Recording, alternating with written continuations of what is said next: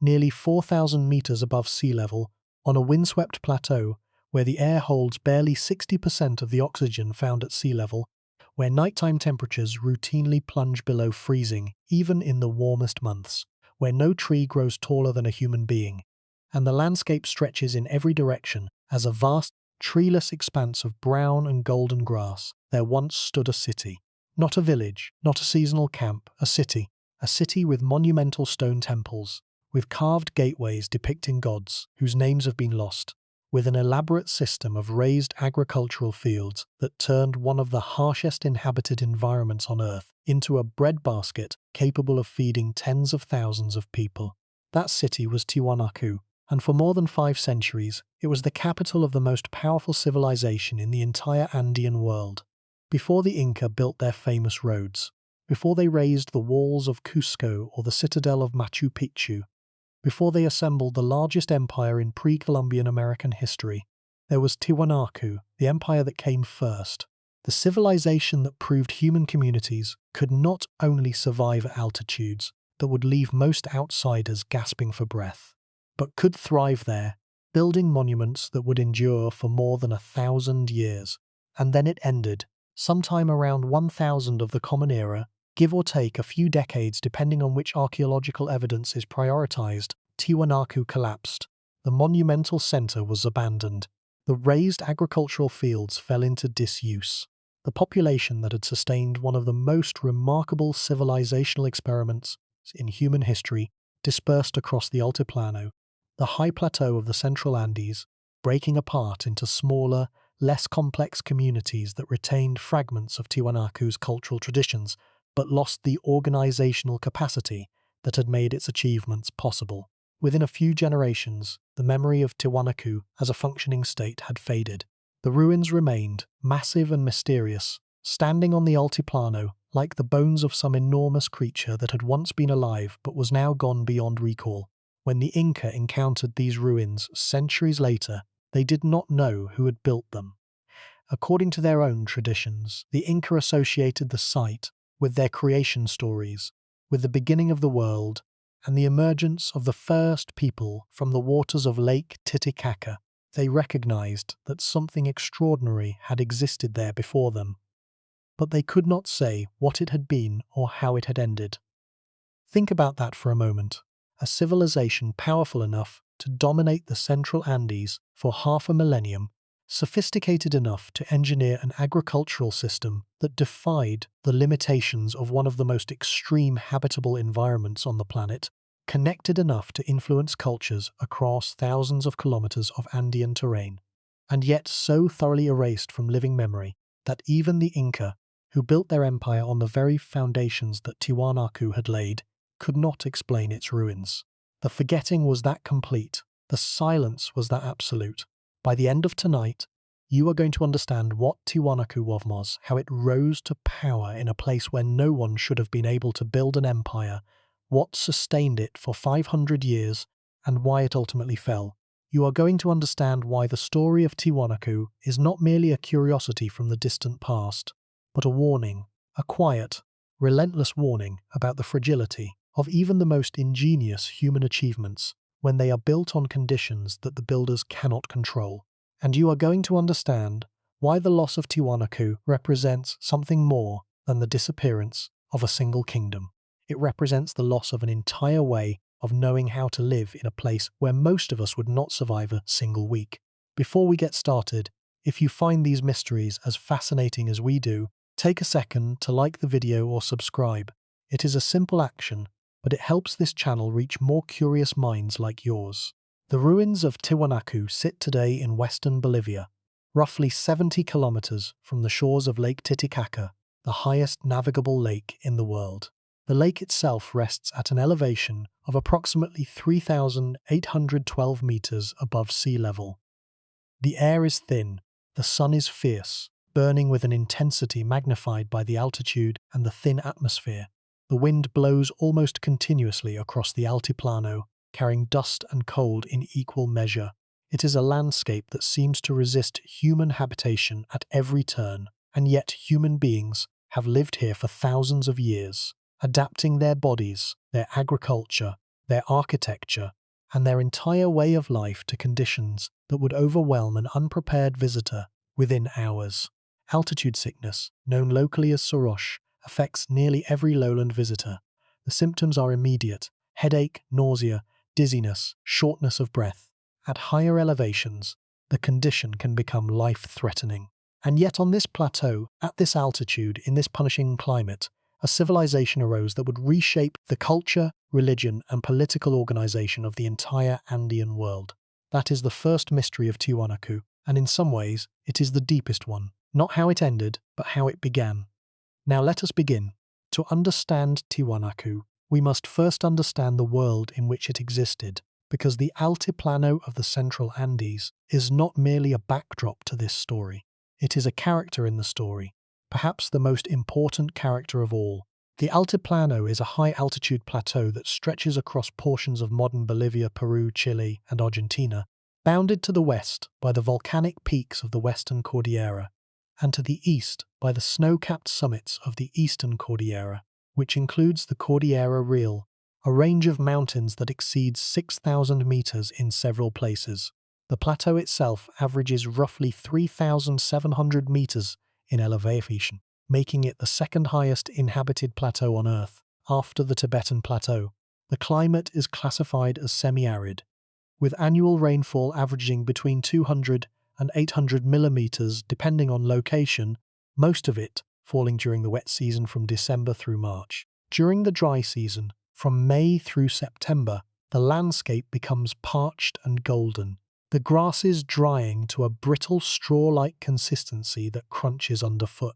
The defining geographic feature of the Altiplano is Lake Titicaca, a body of water roughly 8,372 square kilometers in area, with a maximum depth of roughly 281 meters.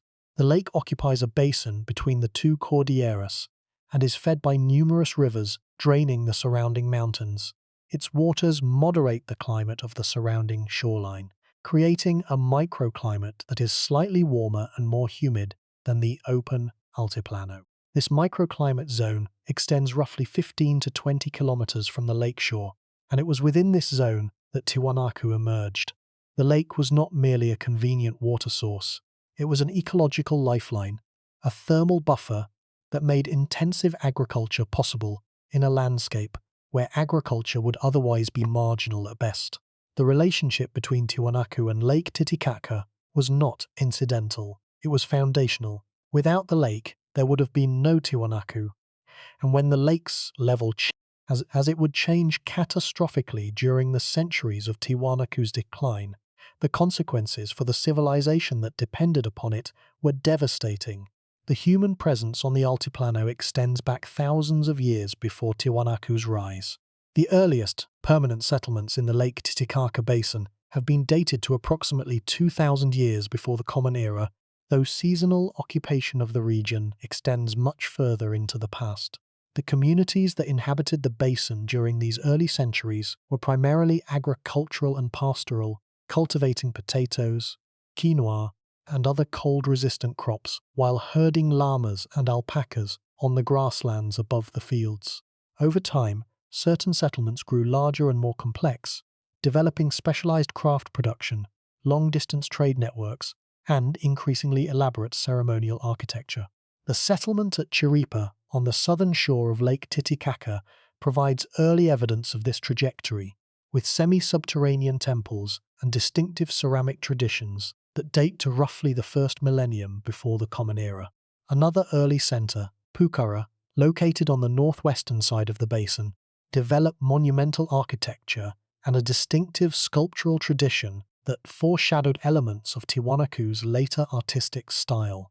Tiwanaku did not emerge in a vacuum. It grew out of a long tradition of highland Andean civilization that had been developing in the Lake Titicaca Basin for centuries before the site we know as Tiwanaku became prominent.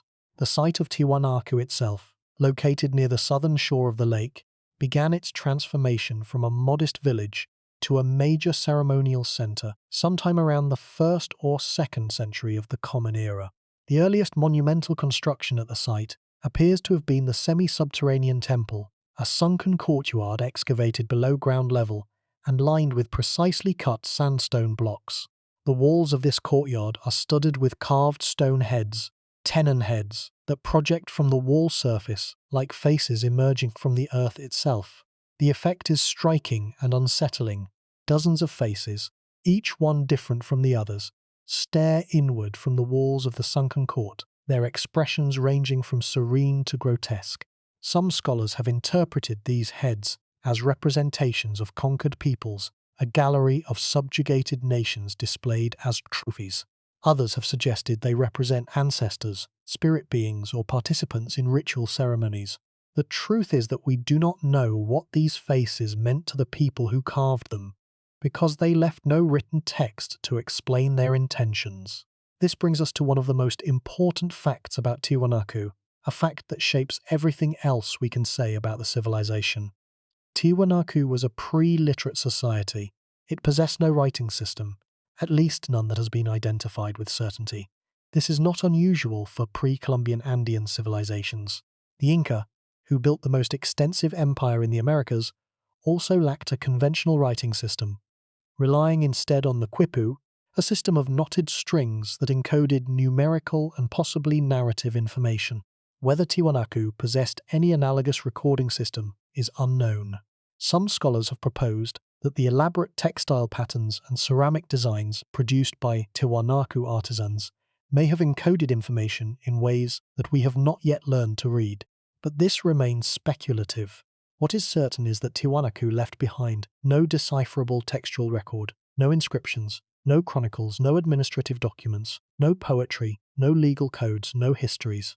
Everything we know about the civilization comes from three sources: the archaeological record, which preserves the material remains of Tiwanaku's built environment and material culture; the accounts of Spanish colonial chroniclers, who recorded Andean oral traditions centuries after Tiwanaku's collapse and inevitably filtered those traditions through their own cultural assumptions; and the findings of modern scientific analysis, including radiocarbon dating, stable isotope analysis, paleoclimatology, and remote sensing. Each of these sources has significant limitations, and together they provide a picture that is detailed in some respects and profoundly incomplete in others.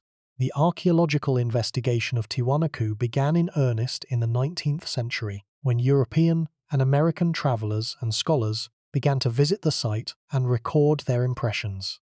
The Swiss-American explorer and anthropologist Adolphe Bandelier visited Tiwanaku in 1895 and produced some of the first systematic descriptions of the ruins. But the most influential early figure in Tiwanaku studies was Arthur Poznański, an Austrian-born engineer and self-taught archaeologist who lived in Bolivia and devoted decades of his life to studying the site. Poznański, working in the early 20th century, produced detailed maps, photographs, and measurements of the ruins that remain valuable to this day. He also advanced a series of highly controversial theories about Tiwanaku's antiquity, arguing that the site was far older than any conventional archaeological dating would suggest, a claim that has been firmly rejected by subsequent scholarship, but that captured the popular imagination and contributed to the aura of mystery that continues to surround the site. Poznański's methods were unscientific by modern standards, but his dedication to documenting the physical remains of Tiwanaku preserved a record that would have been lost otherwise, as the site suffered significant damage from looting, stone quarrying, and railway construction during the late 19th and early 20th centuries. Stones from Tiwanaku's monuments were used as building material for nearby churches and as gravel for a railway line. The loss was incalculable. The modern era of Tiwanaku archaeology began with the work of the Bolivian archaeologist Carlos Ponce Sanguinés, who directed extensive excavations at the site from the 1950s through the 1980s. Ponce Sanguinés established the basic chronological framework that is still used today, dividing Tiwanaku's history into 5 phases from an early village period through the florescence of monumental construction and imperial expansion to the final collapse and abandonment. His excavations revealed the full extent of the site's monumental core, including the Akapana, a massive stepped platform pyramid that is the largest structure at Tiwanaku. The Kalasasaya, a large rectangular enclosure with monolithic stone pillars that may have served astronomical functions. The Puma Punku, a separate temple complex located roughly a kilometre southwest of the main ceremonial centre, famous for its extraordinarily precise stone masonry, and various smaller structures, plazas, and residential areas that together compose the urban core of what was once the capital of an Andean empire. The ceramic tradition of Tiwanaku provides an invaluable window into the civilization's cultural life, and it is a window that rewards careful examination because ceramics, unlike wood or textiles, survive almost indefinitely in the archaeological record. Tiwanaku potters produced a distinctive repertoire of vessel forms, the most characteristic being the kero, a flaring-sided drinking cup, and the tazon, a wide, shallow bowl used for serving food or chicha, a fermented maize or quinoa beverage that played a central role in Andean social and ritual life. These vessels were decorated with a highly standardized iconographic program that featured the staff god, condors, pumas, serpents, and geometric patterns in a palette dominated by reds, browns, blacks, and creams. The standardization of the iconographic program across vessels found at sites separated by hundreds of kilometers suggests a degree of centralized control over the production and distribution of ritual ceramics that implies a powerful state apparatus. The ceramics were not merely functional objects, they were bearers of religious and political messages, portable symbols of Tiwanaku's authority and ideology that extended the reach of the state into the daily lives of communities far from the monumental center. The textile production of Tiwanaku, though less well preserved than its ceramics, was equally sophisticated and probably more important in the daily life of the civilization. In the Andean world, textiles were not merely clothing. They were the primary medium of artistic expression, social identity, political status, and economic value. The quality and design of a person's garments indicated their position in the social hierarchy, their community affiliation, and their relationship to the centers of political and religious power. Tiwanaku textiles, preserved in the exceptionally dry conditions of the Atacama Desert in northern Chile, display a mastery of weaving techniques including tapestry weave, supplementary weft, and tie-dye that produce fabrics of extraordinary beauty and complexity. The designs echo the same iconographic program found on Tiwanaku ceramics, with the staff god, winged attendants, and geometric motifs rendered in brilliant colors derived from natural dyes. The production of these textiles required specialized knowledge that was accumulated and transmitted over generations. Knowledge of fiber preparation, spinning techniques, loom construction, dye chemistry, and the symbolic meanings of colors and patterns.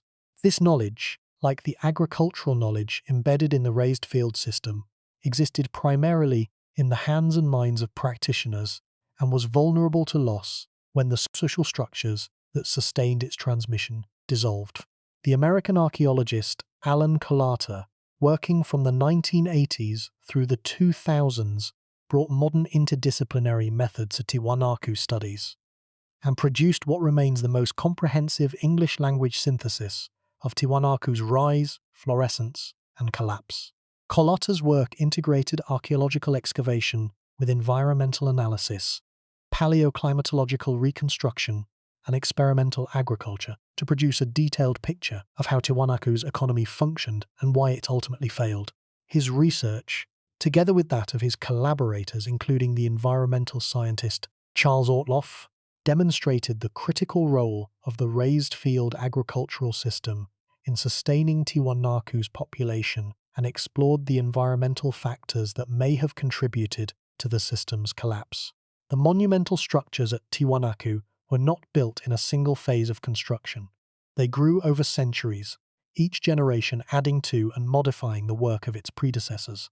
The Akapana, for example, shows evidence of at least 7 distinct construction phases, each involving modifications to the structure's shape, size, and orientation.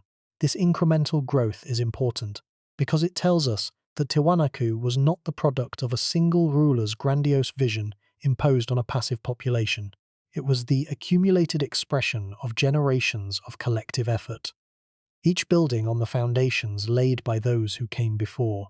The society invested continuously in its monumental center over a period of several centuries, an investment that required sustained social organization, reliable surplus production, and a stable political system capable of coordinating large-scale labor projects across multiple generations. The fact that this investment was maintained for so long speaks to the strength of the institutions that directed it, and the fact that it ended so completely speaks to the fragility of those same institutions when confronted with conditions they were not designed to withstand. The trade networks that connected Tiwanaku to distant regions of the Andes are another critical dimension of the civilization that deserves close examination. Tiwanaku-style artifacts have been found across an enormous geographic range. To the west, Tiwanaku-influenced ceramics and textiles appear in the coastal valleys of southern Peru and northern Chile, particularly in the Azapa and Moquegua valleys. To the east, Tiwanaku-affiliated materials have been found in the Yungas, the warm, humid valleys on the eastern slope of the Andes, where coca leaves and tropical products were produced. To the north, the influence of Tiwanaku extended along the western shore of Lake Titicaca into what is now southern Peru, where it intersected and sometimes overlapped with the sphere of influence of the Wari Empire. This network of exchange was not merely commercial, it was also cultural and religious. Tiwanaku-style ceramics found at distant sites are not simply trade goods. They are ritual objects, keros and incense burners, decorated with the iconographic motifs of Tiwanaku's state religion, the staff god, the winged attendants, the geometric patterns that encoded cosmological meanings, now largely lost to us. Their presence at distant sites indicates not merely economic exchange, but the spread of a religious ideology that accompanied and perhaps facilitated economic integration. The role of psychoactive substances in Tiwanaku's religious life is a dimension that is frequently overlooked, but that recent archaeological evidence has shown to be of considerable significance. Analysis of residues found in ceremonial vessels and snuff trays recovered from Tiwanaku sites has revealed the presence of compounds derived from several psychoactive plants, including the seeds of Anadenanthera colubrina, a tree native to the lowland regions east of the Andes. The use of these substances in ritual contexts suggests that Tiwanaku's religious practices involved altered states of consciousness, vision quests, or trance experiences as part of their ceremonial life. The snuff tablets depicted in the hands of Tiwanaku's stone sculptures are not merely decorative motifs. They are representations of actual ritual implements that were central to the civilization's spiritual practice. The fact that the psychoactive plants used in these rituals had to be imported from the eastern lowlands, hundreds of kilometers from the Altiplano, demonstrates both the reach of Tiwanaku's trade networks and the importance that the civilization placed on maintaining access to these ritually essential materials. When the trade networks contracted during the period of decline, the loss of access to these substances would have had profound consequences for the ability of the religious elite to perform the ceremonies that legitimized their authority. The population of the Tiwanaku heartland during the civilization's peak period is a subject of ongoing scholarly debate, but the estimates are consistently impressive for a society operating at such extreme altitude. The most widely cited estimates place the population of the urban core of Tiwanaku at between 20,000 and 40,000 people, with a total population in the immediate hinterland of perhaps 100,000 to 150,000. If we include the populations of outlying colonies and affiliated communities in the Moquegua Valley, the Azapa Valley, and other peripheral regions, the total population under some form of Tiwanaku influence may have reached several 100,000. These numbers are comparable to the populations of significant ancient cities in more favorable environments, and they were achieved entirely through the productivity of the raised field system and the trade networks that supplemented local production with resources from distant ecological zones. The demographic achievement is as remarkable as the architectural one, and it underscores the magnitude of the loss when the system collapsed. Let us now examine that agricultural system, because it is the key to understanding everything else about Tiwanaku. The raised field system, known in the Aymara language as sukakolu, was an ingenious solution to the fundamental problem of farming on the Altiplano. The problem is this: at nearly 4,000 meters above sea level, the growing season is short. The temperatures fluctuate wildly between day and night. Frost is a constant threat even during the warmer months, and the soil in its natural state is often waterlogged during the wet season and desiccated during the dry season. These conditions make conventional agriculture extremely difficult. Crops planted in flat fields at this altitude face a gauntlet of environmental hazards that can destroy an entire harvest in a single night of unexpected frost. The Sukakolu system addressed these challenges through a combination of water management, thermal regulation, and soil enrichment that transformed marginal land into highly productive farmland. The system worked as follows. Fields were constructed as raised platforms of earth, typically about 1 meter high and between 5 and 15 meters wide, separated by channels of water approximately 2 meters wide. The channels served multiple functions simultaneously. During the wet season, they drained excess water from the raised planting surfaces, preventing waterlogging. During the dry season, they held water drawn from nearby rivers and streams, providing irrigation to the adjacent raised beds through capillary action and lateral seepage. But the most important function of the water channels was thermal regulation. Water has a much higher heat capacity than soil or air, meaning that it absorbs and stores solar energy far more efficiently. During the day, the water in the channels absorbed heat from the intense altiplano sun. At night, when temperatures dropped below freezing, this stored heat was released back into the surrounding air, creating a microclimate around the raised fields that was several degrees warmer than the ambient temperature. This difference of a few degrees was often enough to prevent frost from forming on the crops, extending the effective growing season by weeks and dramatically reducing the risk of catastrophic frost damage. The numbers are striking. Modern experimental reconstructions of the Sukakolu system, conducted by Kalata and the agronomist Clark Erickson in the 1980s and 1990s, demonstrated that raised fields produced crop yields that were dramatically higher than those achieved by conventional methods at the same altitude. In some experimental plots, potato yields on raised fields were as much as 3 to 4 times greater than those on conventional flat fields. The raised fields also exhibited markedly lower rates of frost damage, confirming the thermal buffering effect of the water channels. Erickson's aerial surveys revealed that the extent of ancient raised fields around Tiwanaku was far greater than anyone had previously realized. The remnants of raised field systems covered an estimated area of roughly 120 square kilometers in the immediate vicinity of the Tiwanaku heartland, with additional raised field complexes scattered across the Titicaca Basin and extending into neighboring river valleys. The total area under raised field cultivation during Tiwanaku's peak period may have exceeded several hundred square kilometers. To appreciate the scale of this achievement, consider the following comparison.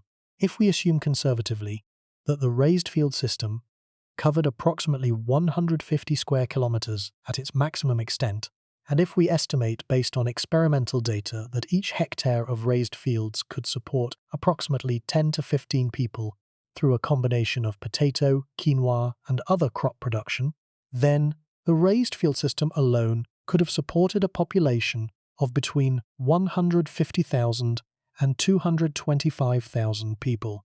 This is a rough estimate, and scholars debate the precise numbers, but even the most conservative calculations suggest that the Sukakolu system was capable of sustaining a dense urban population in an environment that, without this technology, could support only scattered pastoral communities. The human cost of building and maintaining this system was enormous. Each raised field had to be constructed by hand, the soil excavated from the channels and piled onto the planting surfaces. The channels had to be dug, lined, and connected to water sources, and the entire system required continuous maintenance, dredging the channels, repairing erosion, managing water flow, and replenishing the organic material that gave the raised beds their fertility. This was not a system that could be built once and left to operate on its own. It required perpetual labor, perpetual organization, and perpetual vigilance. And this brings us to the second essential comparison. The lifespan of Tiwanaku as a major civilization spanned roughly 500 years, from approximately 500 of the Common Era, when the site first achieved regional dominance, to approximately 1000 of the Common Era, when the monumental center was abandoned and the political system collapsed. 500 years. To put that in human terms, imagine a person born on the day Tiwanaku reached the height of its power. That person would live to see roughly 6 or 7 years of Tiwanaku's existence, assuming a life expectancy of 70 years. The entire span of Tiwanaku's imperial period would require roughly 7 consecutive human lifetimes placed end to end.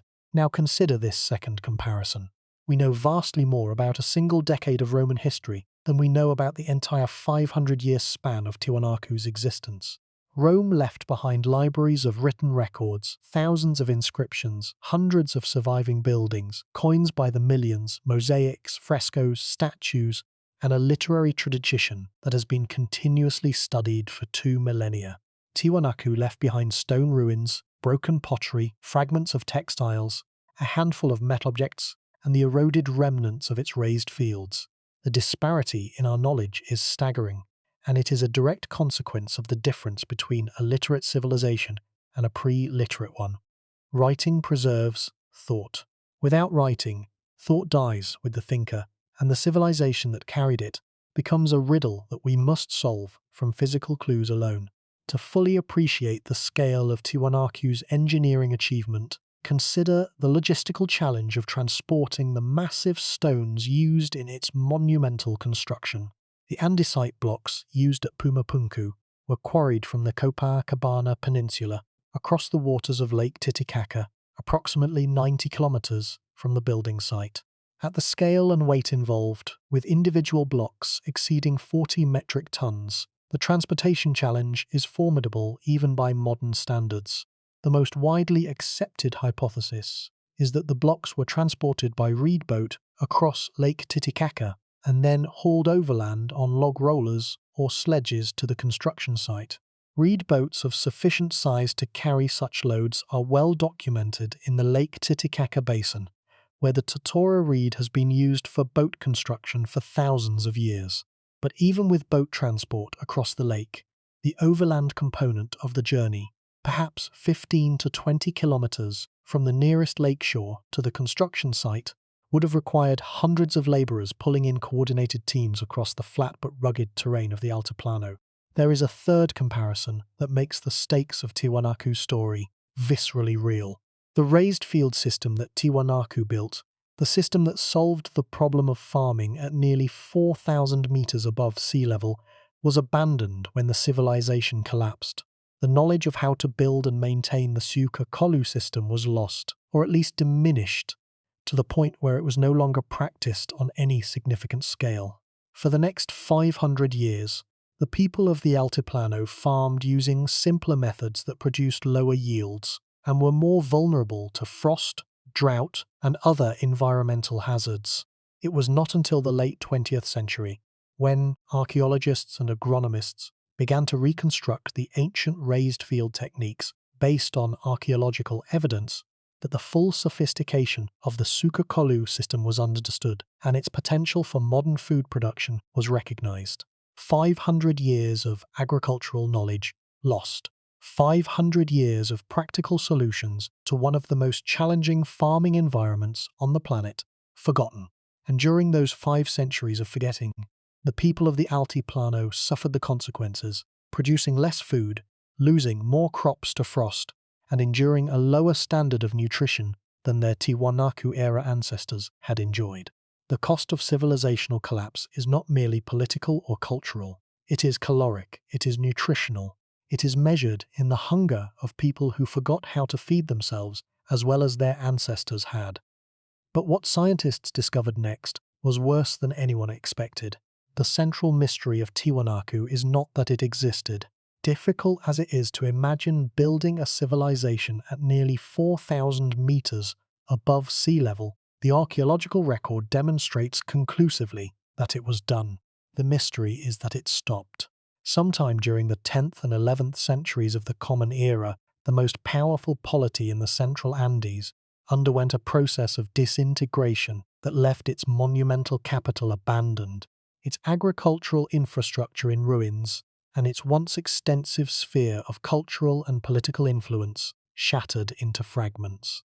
The question of what caused this collapse has occupied scholars for more than a century, and the answer, as it has emerged from decades of painstaking research, is both simpler and more terrifying than most people expect.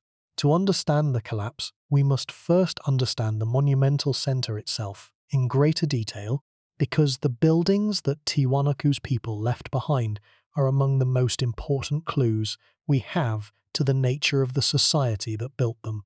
The largest structure at Tiwanaku is the Acapana, a massive stepped platform that rises roughly 17 meters above the surrounding plain. The Acapana was originally faced with precisely cut andesite blocks, a hard volcanic stone quarried from sources more than 10 kilometers from the site, and its summit featured a sunken court or pool that may have been filled with water to create a symbolic representation of the lake from which Tiwanaku drew its life. The construction of the Acapana required the excavation and transportation of thousands of tons of earth and stone, work that would have demanded organized labor on a scale comparable to the construction of the Great Pyramids of Mesoamerica. Internal drainage channels, carved from stone with remarkable precision, carried rainwater from the summit through the body of the structure and out through openings at the base, preventing the accumulated weight of water from destabilizing the earthen core. This drainage system demonstrates a sophisticated understanding of hydraulic engineering that extends the same principles visible in the raised field system to the construction of monumental architecture. Adjacent to the Acapana stands the Kalasasaya, a large rectangular enclosure approximately 130 meters long and 120 meters wide. The walls of the Kalasasaya are punctuated by massive stone pillars, some weighing several tons, set at regular intervals. Within the enclosure stands one of the most famous artifacts of pre-Columbian archaeology, the Ponce monolith, a carved stone figure nearly 3 meters tall that represents a human form, probably a deity or a ruler, holding a kero, a ceremonial drinking cup, in one hand and a snuff tablet in the other. The figure is decorated with elaborate iconographic motifs that include weeping eyes, serpents, condors, and geometric patterns whose meanings are debated, but whose artistic sophistication is undeniable. Near the Kalasasaya, excavators also uncovered the Bennett monolith, the largest stone sculpture ever found at Tiwanaku, standing over 7 meters tall and weighing an estimated 20 metric tons. This enormous figure was discovered within the semi-subterranean temple in 1932 by the American archaeologist Wendell Bennett, and has since become one of the most recognizable symbols of Tiwanaku civilization. And then there is the Gateway of the Sun, carved from a single block of andesite weighing an estimated 10 metric tons. The Gateway of the Sun is perhaps the most studied single object in Andean archaeology. Its upper surface bears a carved frieze depicting a central figure, often called the staff god or the gateway god, who stands on a stepped platform and holds staffs or scepters in each hand. Flanking this central figure are rows of smaller winged figures, sometimes described as angels or attendants, who run toward the central deity in postures of reverence or haste. Below the frieze is a band of geometric designs, including what some researchers have interpreted as a calendar or astronomical record. The imagery on the Gateway of the Sun has been compared to the iconography of the earlier Chavin culture, which flourished in the northern Andes more than 1,000 years before Tiwanaku, suggesting a deep continuity of religious ideas across Andean cultures and centuries. The staff god motif in particular appears to represent a deity associated with weather, agriculture, and celestial phenomena, a god who controls the rain and the frost, the very forces that determined whether the people of the Altiplano would eat or starve. Perhaps the most technically impressive structure at Tiwanaku is not in the main ceremonial center at all, but at Puma Punku, a separate complex located roughly a kilometer to the southwest. Puma Punku is famous for the extraordinary precision of its stonework. The stones at Puma Punku include blocks of red sandstone weighing up to 130 metric tons, quarried from a site approximately 10 kilometers away, and blocks of andesite weighing up to 40 metric tons, quarried from the Copacabana Peninsula on the shores of Lake Titicaca, roughly 90 kilometers distant. These enormous blocks were cut with such precision that the joints between adjacent stones are so tight that a knife blade cannot be inserted between them. Some blocks feature eye-shaped metal clamps that were poured molten into recessed channels to lock adjacent stones together, a technique that demonstrates not only advanced masonry, but also sophisticated metallurgical knowledge. The means by which these multi-ton blocks were quarried, transported over distances of 10 to 90 kilometers, without wheeled vehicles or draft animals, and fitted together with such extraordinary accuracy, remain subjects of active investigation and considerable debate. The engineering achievement represented by Tiwanaku's monumental architecture is difficult to overstate. Remember that the people who built these structures worked at an altitude where even moderate physical exertion produces rapid fatigue due to oxygen deprivation. They worked without iron tools, cutting hard volcanic stone with tools made from harder stone, and possibly with the aid of sand abrasion.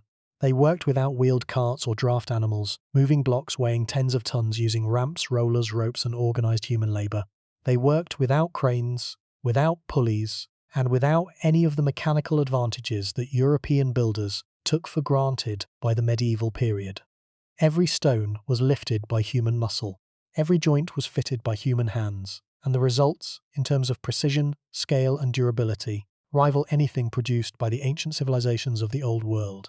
And it gets worse, because the monumental architecture, impressive as it is, represents only the visible surface of a much larger and more complex social organization that has been almost entirely lost.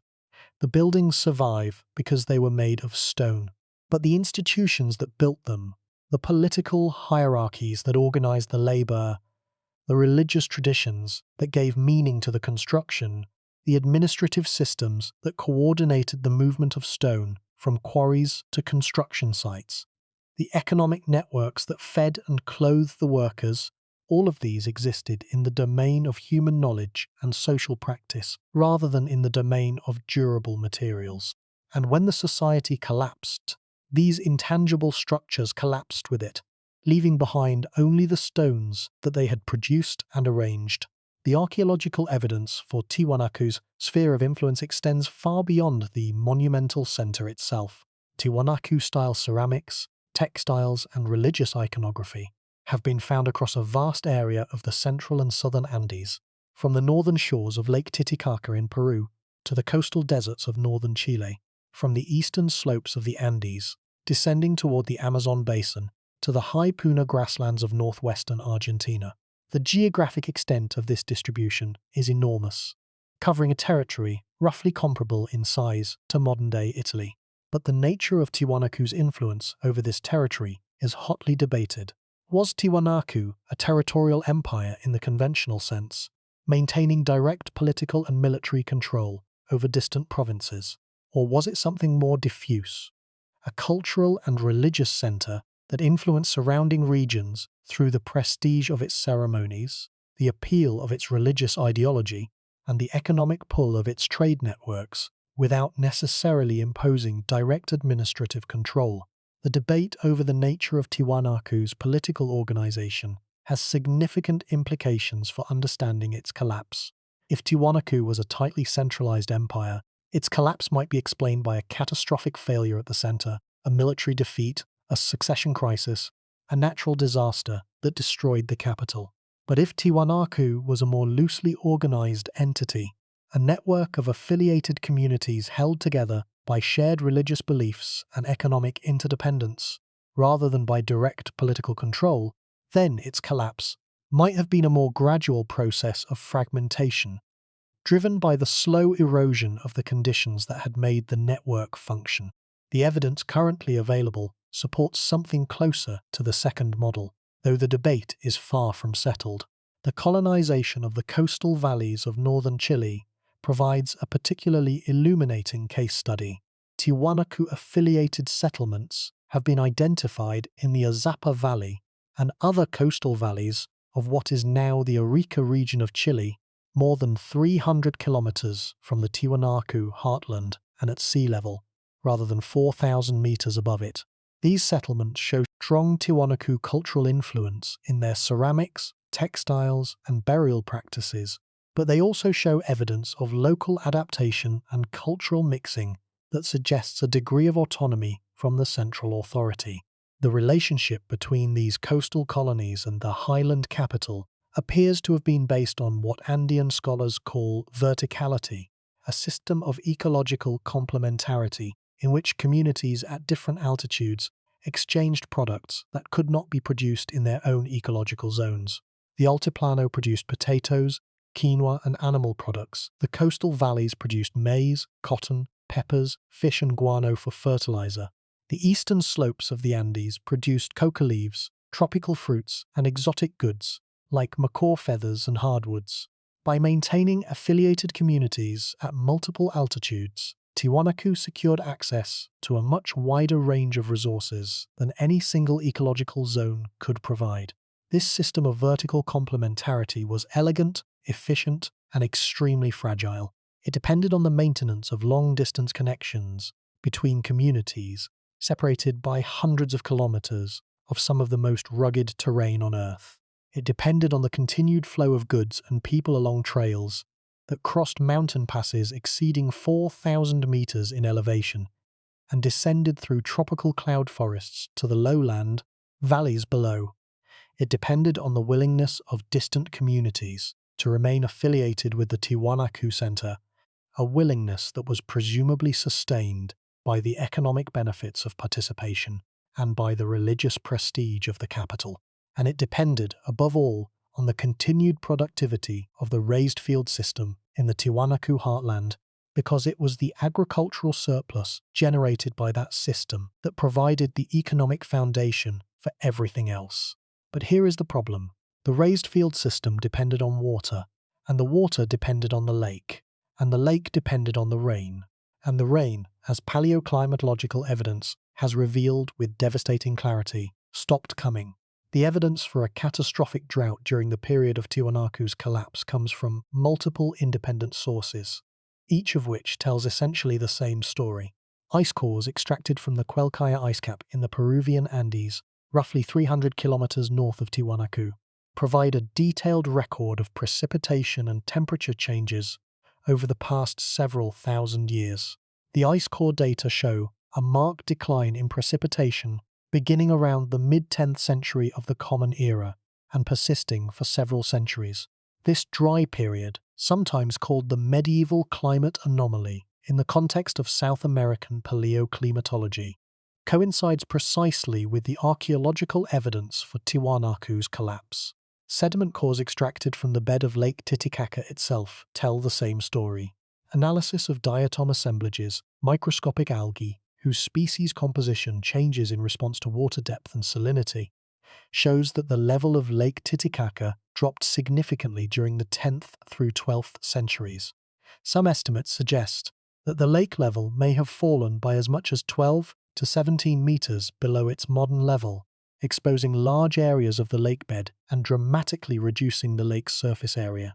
A decline of 12 to 17 meters in the level of Lake Titicaca would have been catastrophic for Tiwanaku's agricultural system. The raised fields in the immediate vicinity of the lake and along the lower courses of the rivers that feed it depended on a water table that was close to the surface. As the lake level dropped, the water table in the surrounding landscape would have dropped correspondingly, depriving the raised field channels of the water they needed to function.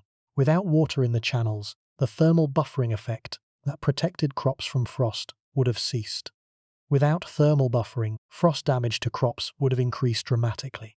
Without reliable harvests, the food surplus that sustained the urban population, the monumental construction projects, the long-distance trade networks, and the entire institutional apparatus of the Tiwanaku state would have evaporated.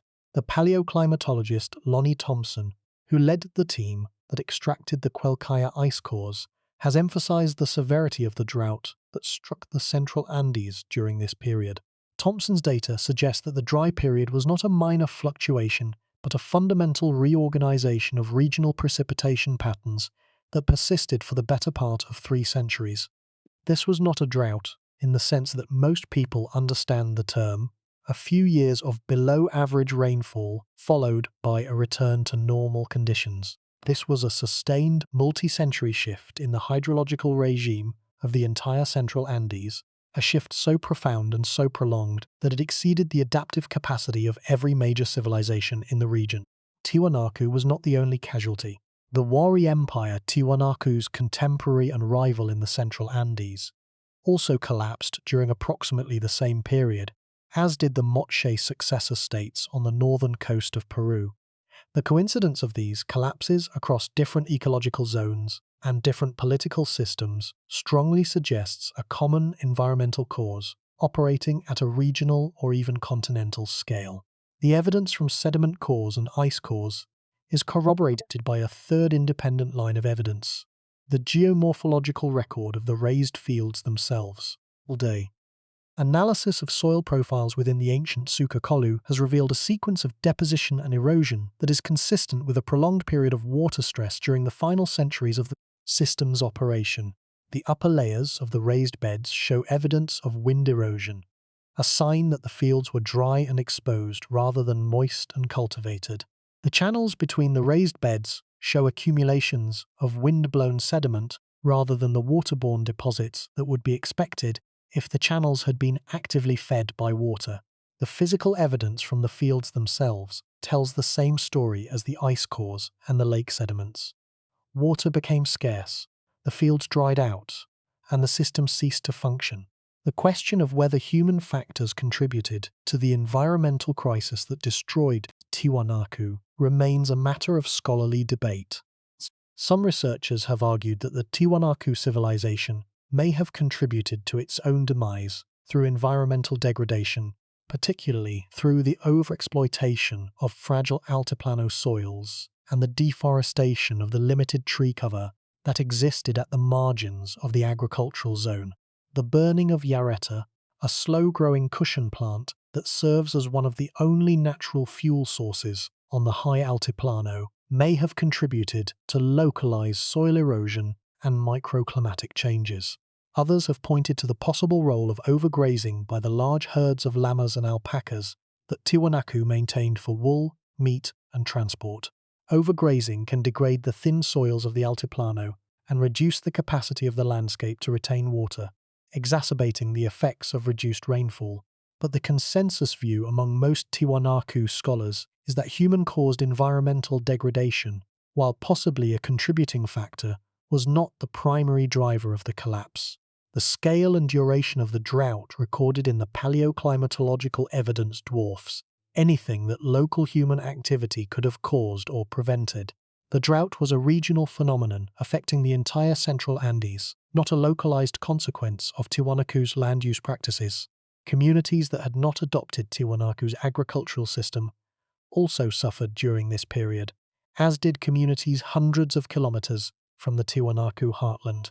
The drought was an external shock, delivered by the climate system, with absolute indifference to the sophistication or sustainability of Tiwanaku's agricultural practices.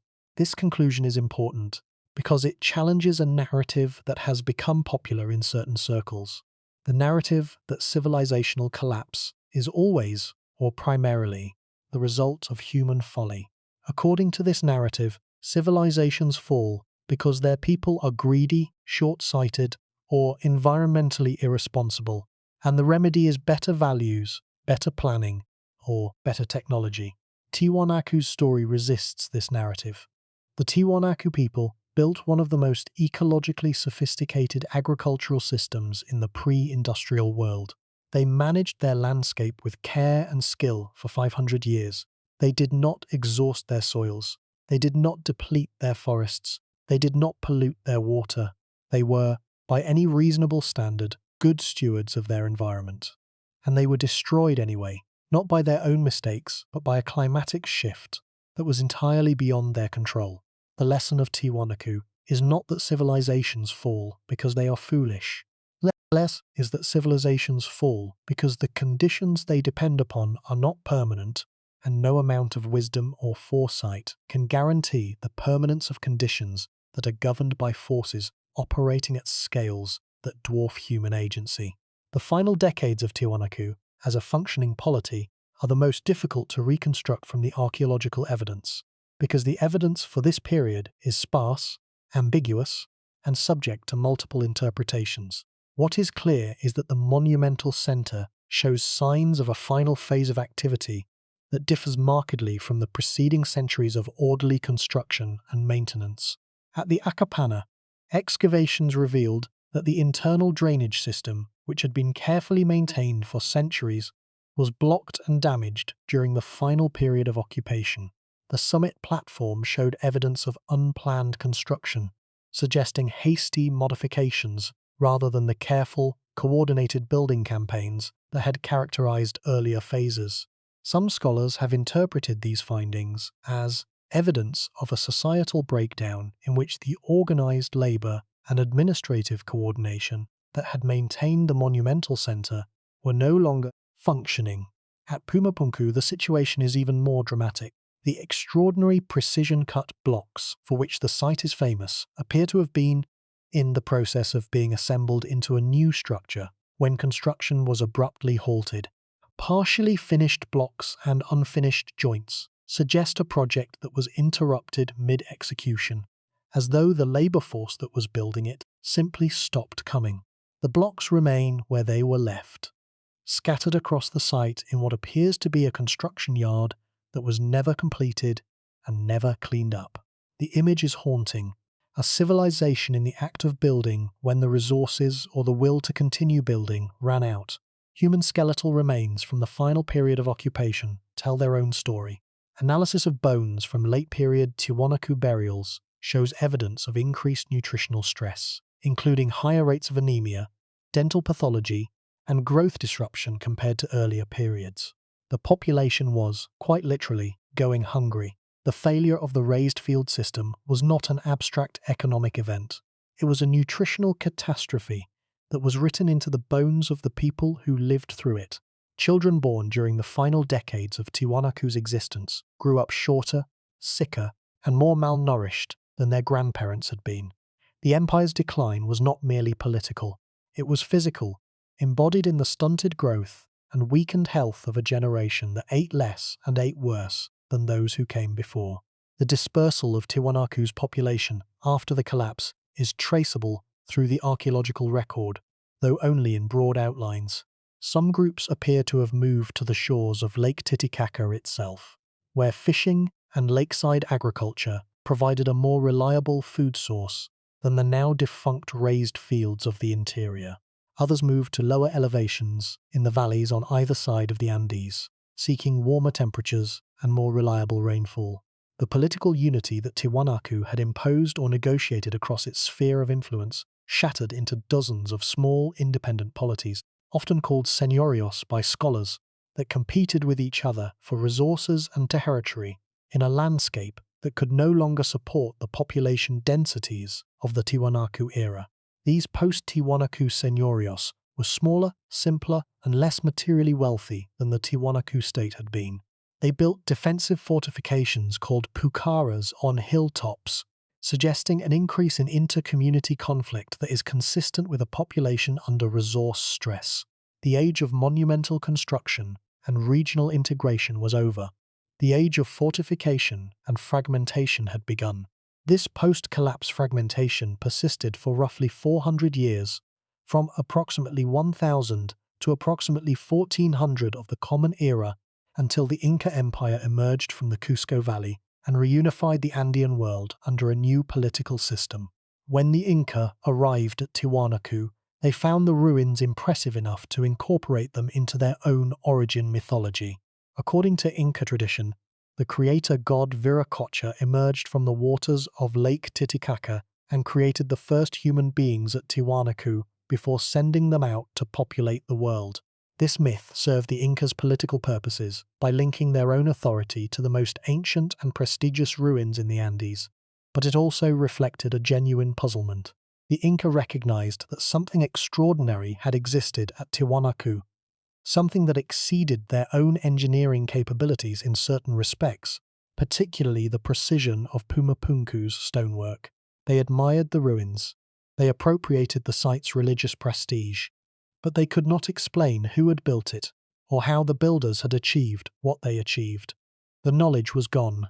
Only the stones remained. The archaeological evidence from the Tiwanaku heartland is consistent with this picture of drought-driven agricultural failure. Excavations at settlement sites around the periphery of the raised field zone show evidence of declining population density during the 10th and 11th centuries. Sites that had been continuously occupied for centuries were abandoned or reduced to seasonal camps. The raised fields themselves show evidence of deterioration, with channels filling with sediment and the raised platforms slumping as maintenance ceased. The monumental centre at Tiwanaku shows evidence of a final period of activity that some scholars have interpreted as signs of social stress and possibly ritual destruction. Certain buildings appear to have been deliberately dismantled or burned. Ceremonial objects were smashed and scattered. Whether these acts represent a final ritual closing of the sacred centre, analogous to the deliberate burial of Göbekli Tepe thousands of years earlier and thousands of kilometers away, or whether they represent the destructive acts of a population in crisis, turning against the religious institutions that had failed to prevent the catastrophe, is a question that the archaeological evidence alone cannot answer. The relationship between Tiwanaku's religious institutions and its political authority is a dimension of the civilization's story that has significant implications for understanding the dynamics of its collapse. In many pre-modern societies, religious authority and political power were not separate domains, but aspects of a single integrated system in which rulers derived their legitimacy from their perceived connection to the divine. The monumental architecture of Tiwanaku, with its elaborate religious iconography and its spaces designed for large-scale ceremonial gatherings, strongly suggests that the Tiwanaku elite maintained their position at least partly through their role as mediators between the human and supernatural worlds. The staff god, the central figure of Tiwanaku's religious iconography, appears to have been a deity associated with weather, water, and agricultural fertility, precisely the domains that mattered most to a civilization dependent on rain-fed agriculture at extreme altitude. If the ruling elite claimed the ability to influence weather and ensure good harvests through their ritual activities, as seems likely given the prominence of weather-related imagery in the monumental art, then the failure of the rains during the medieval drought would have constituted not merely an economic crisis, but a crisis of legitimacy. The gods had stopped providing. The rituals had stopped working. The elite who had positioned themselves as the guarantors of divine favour were exposed as powerless in the face of forces they could neither control nor explain. This crisis of legitimacy may help explain the evidence of destruction and possible iconoclasm at the monumental centre during its final period of occupation. If the population had come to believe that the religious institutions housed in the Akapana and the Kalasasaya had failed to protect them, the deliberate destruction of religious objects and structures would represent a logical, if desperate, response. The people were not merely abandoning a site. They were repudiating a system of belief that had promised protection and had failed to deliver. The destruction would have been both practical and symbolic, a physical expression of the social rupture between the population and the elite who had claimed to speak for the gods. But here is what makes this truly terrifying. The drought that destroyed Tiwanaku was not caused by anything the Tiwanaku people did. It was not the result of environmental degradation, at least not primarily. It was not caused by deforestation or soil exhaustion or overgrazing, though these factors may have exacerbated the effects of the drought in some areas. It was a climatic event operating on a scale that no human action could have caused and no human engineering could have prevented.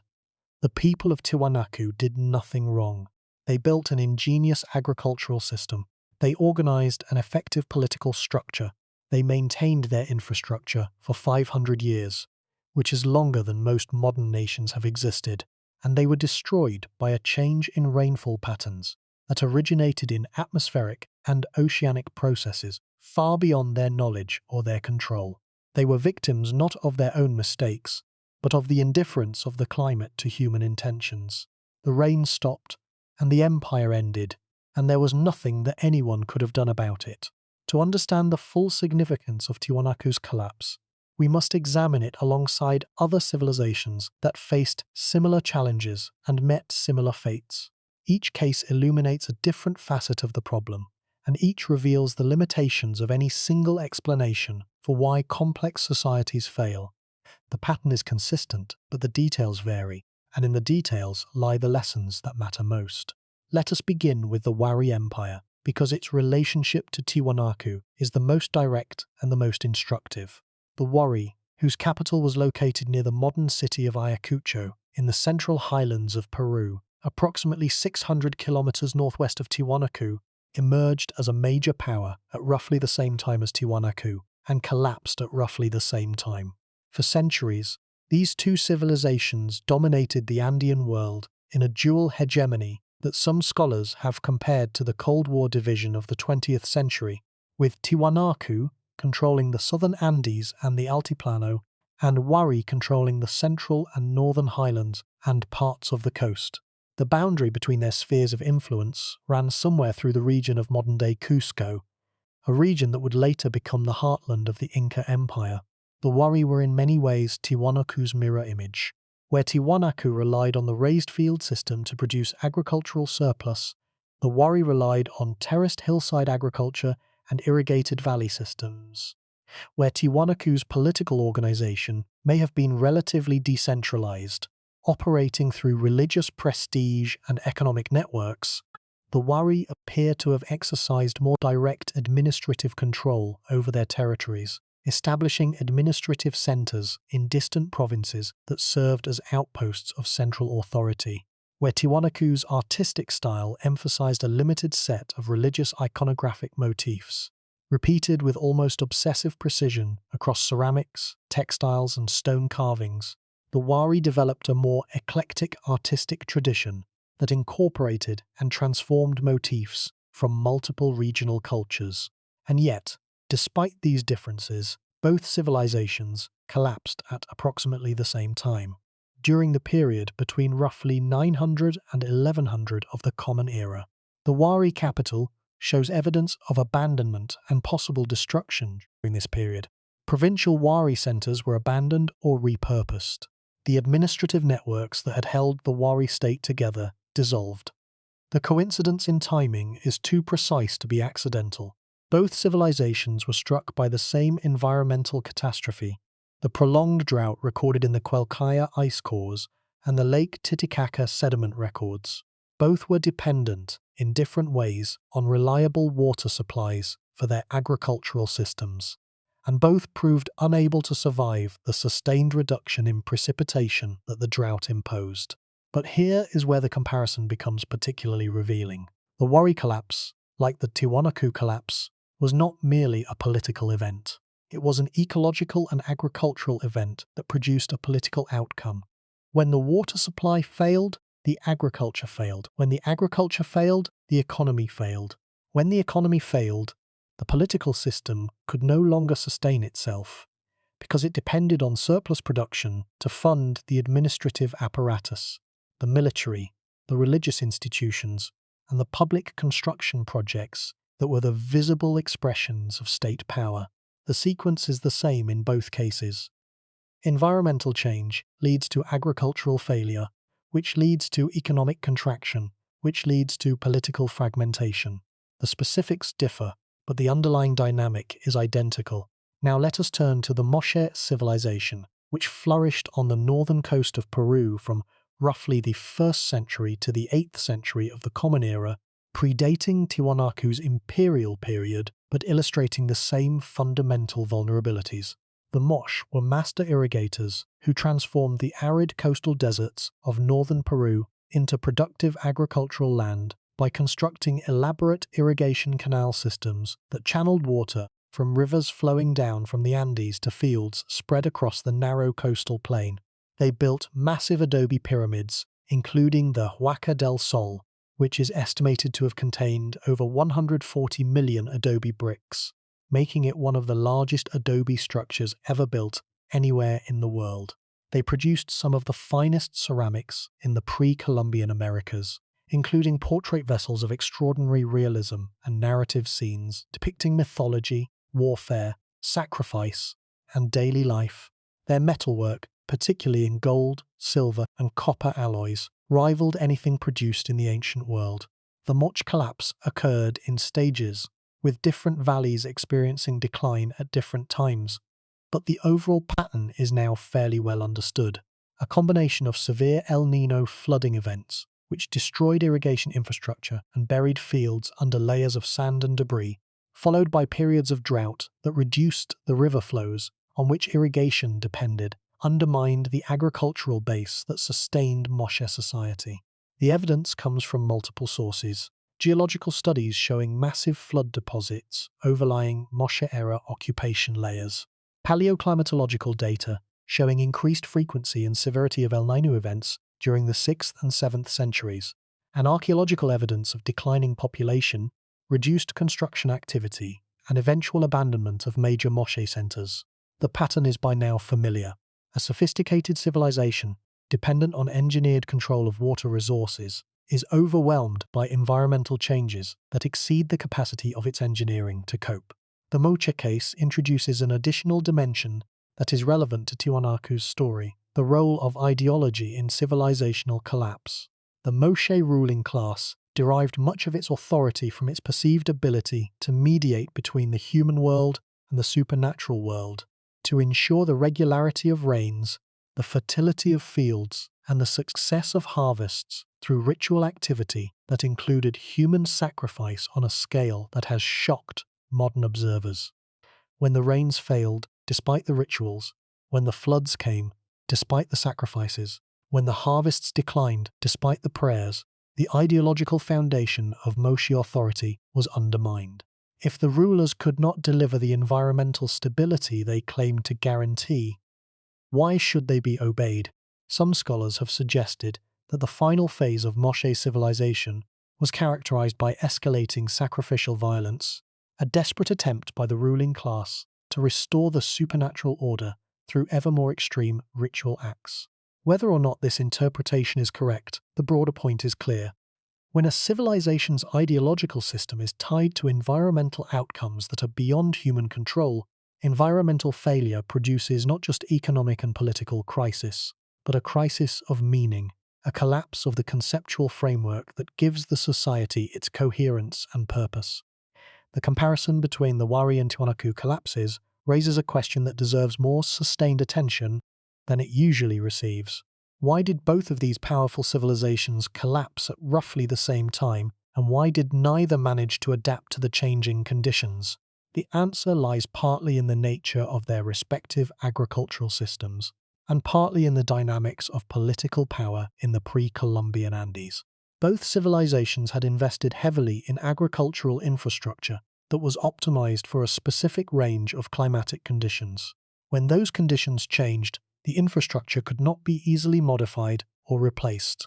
A raised field that depends on a high water table cannot be converted to function with a low water table simply by digging deeper channels. The system either works or it does not. Similarly, a terrace system that depends on reliable rainfall for irrigation cannot compensate for a sustained reduction in precipitation by any simple modification.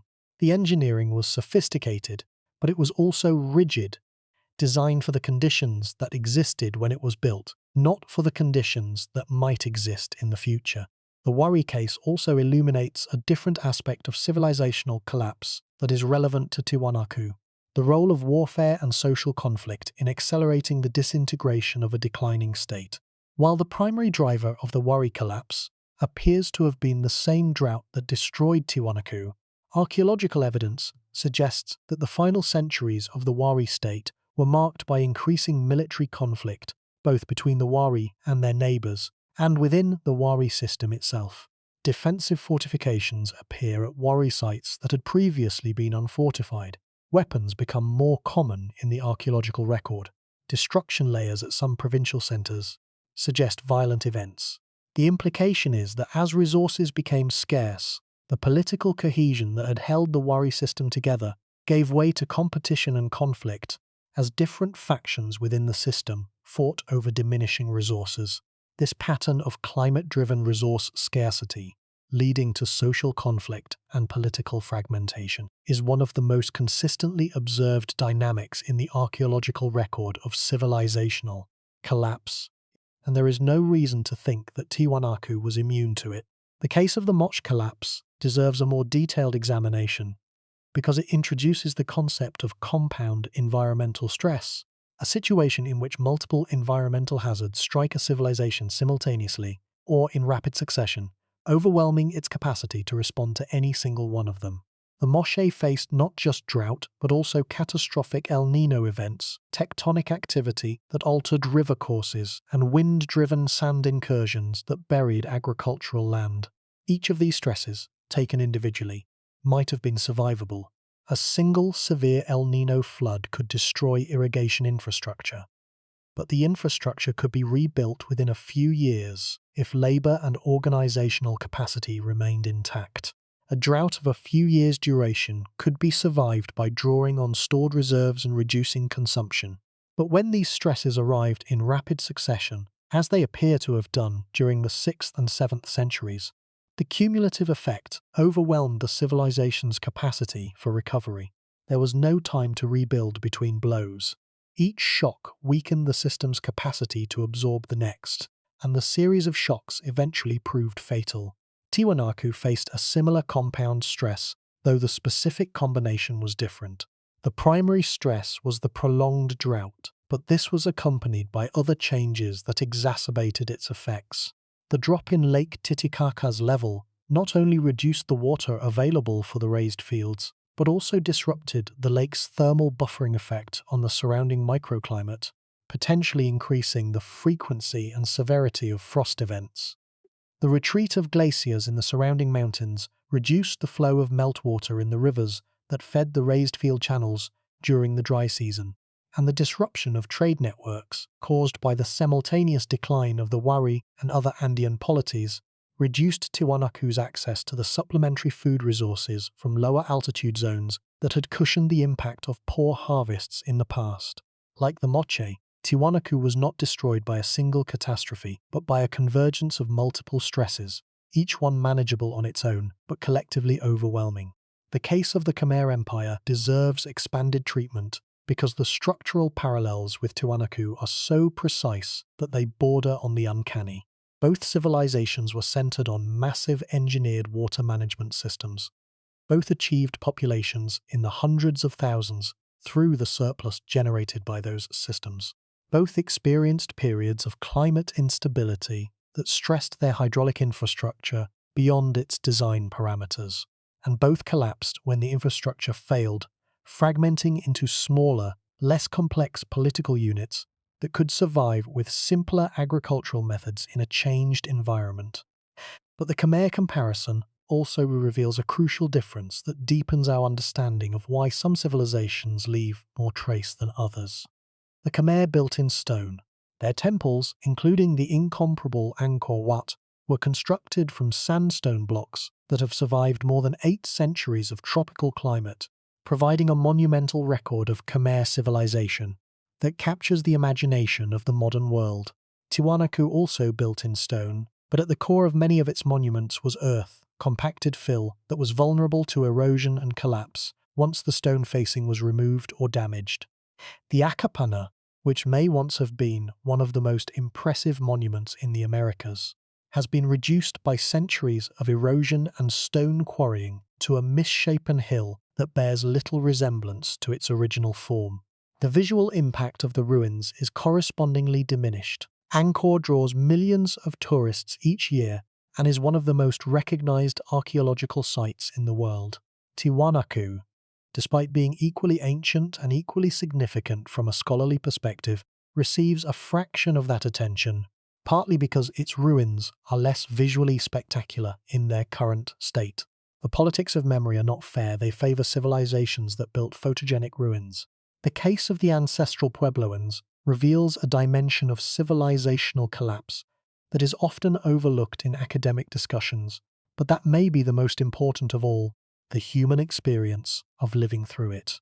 Modern Pueblo peoples, who are the cultural descendants of the ancestral Puebloans, maintain oral traditions that describe the departure from Mesa Verde and Chaco Canyon, not as a catastrophe, but as a migration, a movement undertaken in response to changing conditions and guided by cultural and spiritual principles.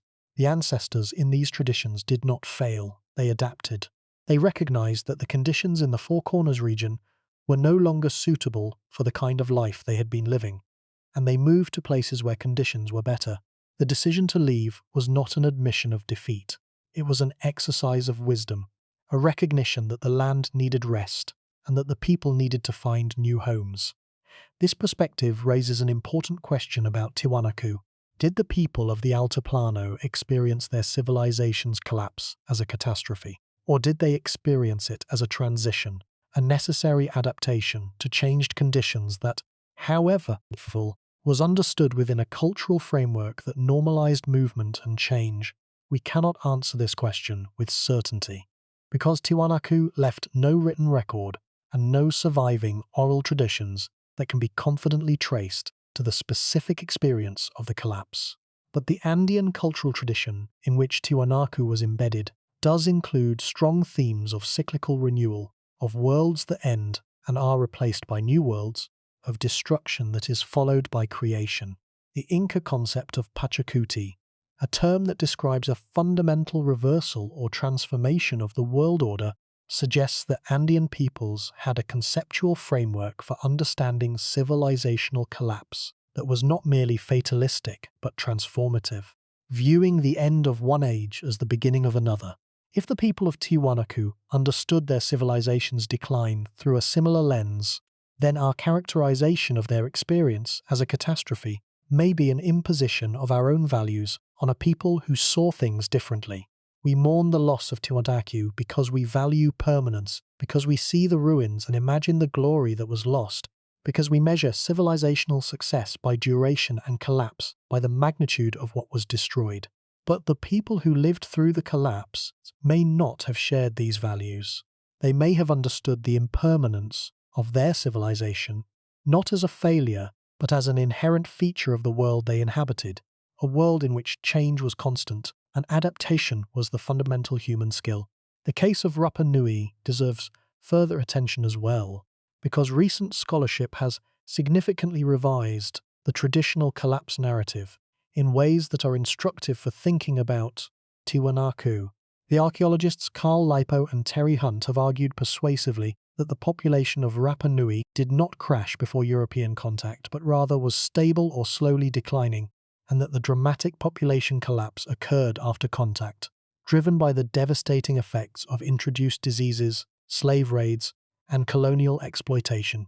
If Lipo and Hunt are correct, then the story of Easter Island is not primarily a story about environmental overshoot, but about the catastrophic impact of colonialism on an isolated indigenous population, a very different narrative with very different implications. This revision is relevant to Tiwanaku because it reminds us that our narratives of civilizational collapse are always constructed from incomplete evidence and are always shaped by the assumptions and values of the scholars who construct them. The story we tell about Tiwanaku, the story of an ingenious civilization destroyed by drought, is the story that best fits the currently available evidence, but is not the only story that could be told. Future discoveries may revise, complicate, or even overturn aspects of the narrative in ways we cannot predict.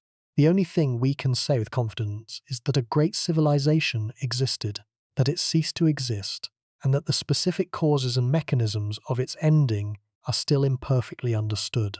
What these cases collectively demonstrate, when set against the backdrop of Tiwanaku's story, is that civilizational collapse is not a single phenomenon, but a family of related phenomena sharing certain structural features. Every case involves a complex society that has developed sophisticated responses to its environmental conditions. Every case involves changes in those conditions that exceed the society's capacity to adapt. Every case involves a period of declining productivity, increasing social stress, and eventual political fragmentation. And every case involves significant loss of accumulated knowledge, cultural tradition, and institutional capacity. The specific triggers differ, the specific mechanisms differ, the specific outcomes differ, but the underlying pattern is consistent enough to suggest that civilizational collapse is not an aberration but a regular feature of the human experience, as natural and as inevitable as the seasons, though operating on timescales too long for any individual human life to encompass. The same dynamic may have operated at Tiwanaku. The religious iconography of Tiwanaku, centered on the staff god and associated deities who controlled weather and agricultural fertility, suggests that the Tiwanaku elite derived their authority, at least partly, from their claimed ability to ensure favorable environmental conditions. The monumental architecture of the capital, with its symbolic representations of water and mountains, its astronomical alignments, and its ritual spaces designed for ceremonies involving large numbers of participants, all point to a political system in which religious authority and political power were deeply intertwined. When the drought came and the harvests failed, the religious authority of the Tiwanaku elite would have been called into question, undermining their political legitimacy and accelerating the fragmentation of the state. Something is wrong with our assumptions when we treat environmental change as merely an economic problem. It is also an ideological problem, a problem that strikes at the foundations of social meaning. From the Andes, let us travel to Southeast Asia for a comparison that illuminates the structural parallels between civilizations separated by oceans and millennia. The Khmer Empire, which dominated mainland Southeast Asia from the 9th century to the 15th century of the Common Era, built its power on an engineered water management system that is in many ways the lowland tropical equivalent of Tiwanaku's highland raised fields. The Khmer capital at Angkor, in what is now Cambodia, was the center of an elaborate network of reservoirs called barren, and canals that captured monsoon rainfall, stored it, and distributed it to rice paddies spread across the lowland plain. The largest of these reservoirs, the West Barren, was roughly 8 kilometers long and 2 kilometers wide, holding approximately 50 million cubic meters of water. Like Tiwanaku's Sukakolu, the Khmer water management system transformed a challenging environment into a highly productive agricultural zone capable of supporting a dense urban population. And like Tiwanaku's system, it was extraordinarily vulnerable to changes in the environmental conditions it was designed to exploit. Research led by the archaeologist Damien Evans, using airborne LiDAR technology to penetrate the forest canopy and map the ruins of Greater Angkor, revealed that the Khmer capital was far more extensive than anyone had previously believed. A sprawling, low-density urban landscape covering roughly 1,000 square kilometers. This discovery has transformed our understanding of the Khmer Empire and has also provided crucial insights into the dynamics of its collapse. The LiDAR data show that the water management system was pushed to its limits during the final centuries of the empire's existence, with evidence of repeated modifications, repairs, and expansions that suggest a system under increasing stress. Climate data from tree ring records and lake sediment cores indicate that the 14th and 15th centuries brought extreme climate variability to the region, with episodes of severe drought alternating with unusually heavy monsoon rainfall. This whiplash between extremes proved too much for the Khmer hydraulic system, which had been designed for conditions within a normal range of variability. The system failed, the agriculture collapsed, and the population dispersed. The parallel with Tiwanaku is almost uncanny. Both civilizations were built on engineered water management systems of extraordinary sophistication. Both occupied positions of regional dominance for approximately 500 years. Both were undermined by climatic changes that disrupted the hydrological conditions on which their agricultural systems depended. Both experienced a gradual process of decline rather than a single catastrophic event, and both left behind monumental ruins that subsequent generations could admire without understanding how they had been built or why they had been abandoned. The Khmer comparison reinforces a conclusion that is becoming increasingly difficult to avoid. Civilizations that achieve their greatest successes through the engineering of environmental conditions are precisely the civilizations that are most vulnerable to environmental change because their success creates a dependency that cannot be easily unwound. Now consider the case of Rapa Nui, known to most of the world as Easter Island, because it provides a cautionary tale about a different mechanism of civilizational collapse that is relevant to understanding the range of possibilities that Tiwanaku might have faced. Rapa Nui is a small volcanic island in the southeastern Pacific Ocean, roughly 3,700 kilometers from the coast of Chile, making it one of the most isolated inhabited places on Earth. The Polynesian settlers who reached Rapa Nui, probably sometime around the 12th or 13th century of the Common Era, found a forested island with fertile volcanic soil and abundant seabird colonies.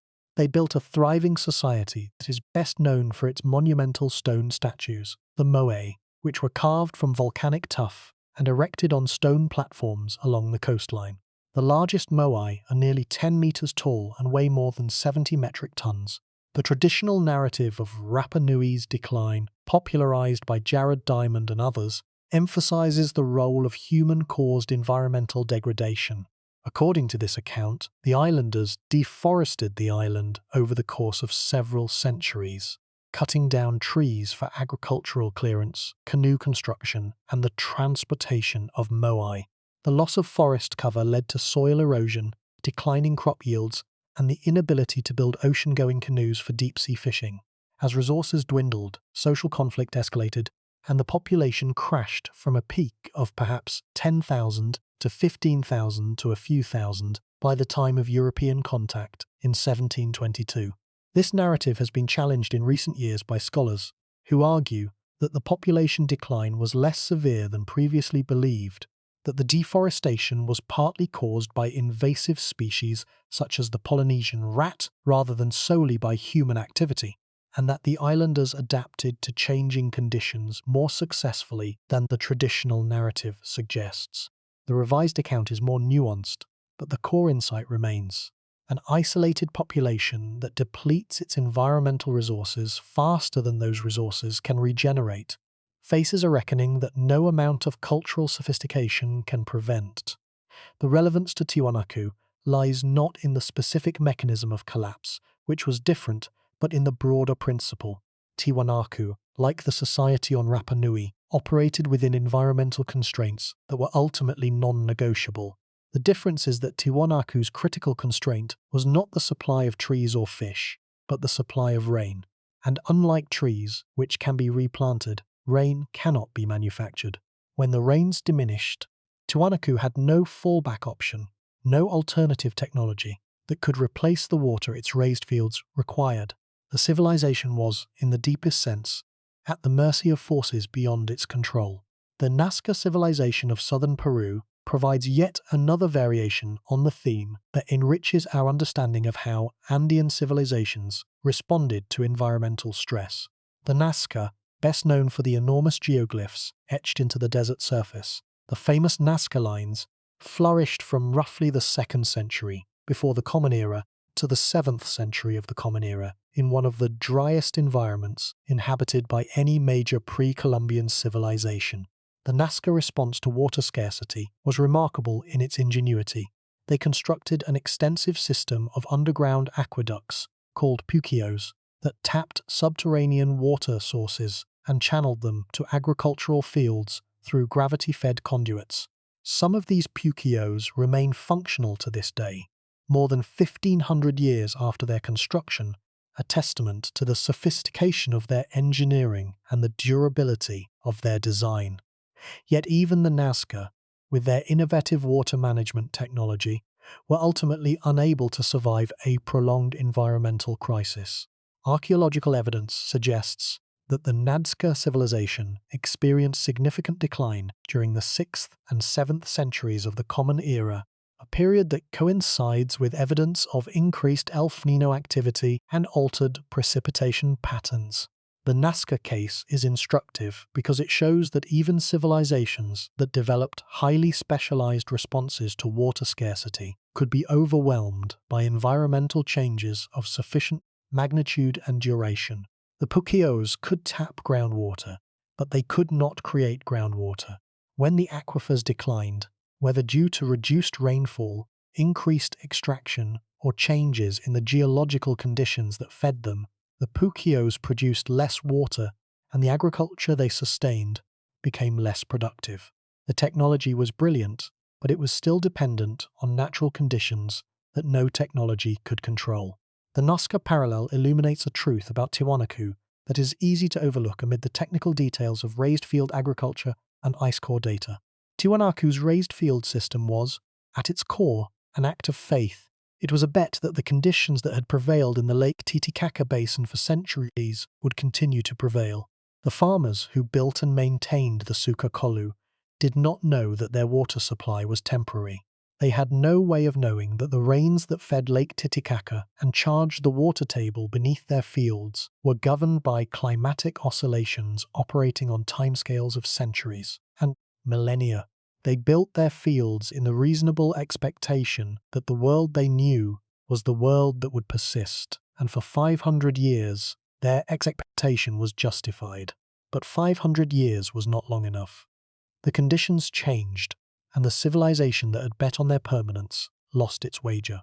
There is one final comparative case that deserves attention, not because it is well known, but because it is the closest structural analogue to Tiwanaku's situation. The kingdom of Aksum, in what is now northern Ethiopia and Eritrea, flourished from roughly the 1st century to the 7th century of the Common Era as a major trading power in the Red Sea region. Aksum's economic foundation rested on its position as an intermediary in the lucrative trade between the Roman Mediterranean and the Indian Ocean world. When that trade was disrupted by the rise of Islam in the 7th century, Aksum's economic base was undermined, and the kingdom entered a period of decline that eventually transformed it into a smaller, landlocked, agriculturally based society. Like Tiwanaku, Aksum was destroyed not by a single catastrophic event, but by a gradual shift in the conditions that had sustained it. Like Tiwanaku, it left behind monumental stone ruins that subsequent generations admired without fully understanding.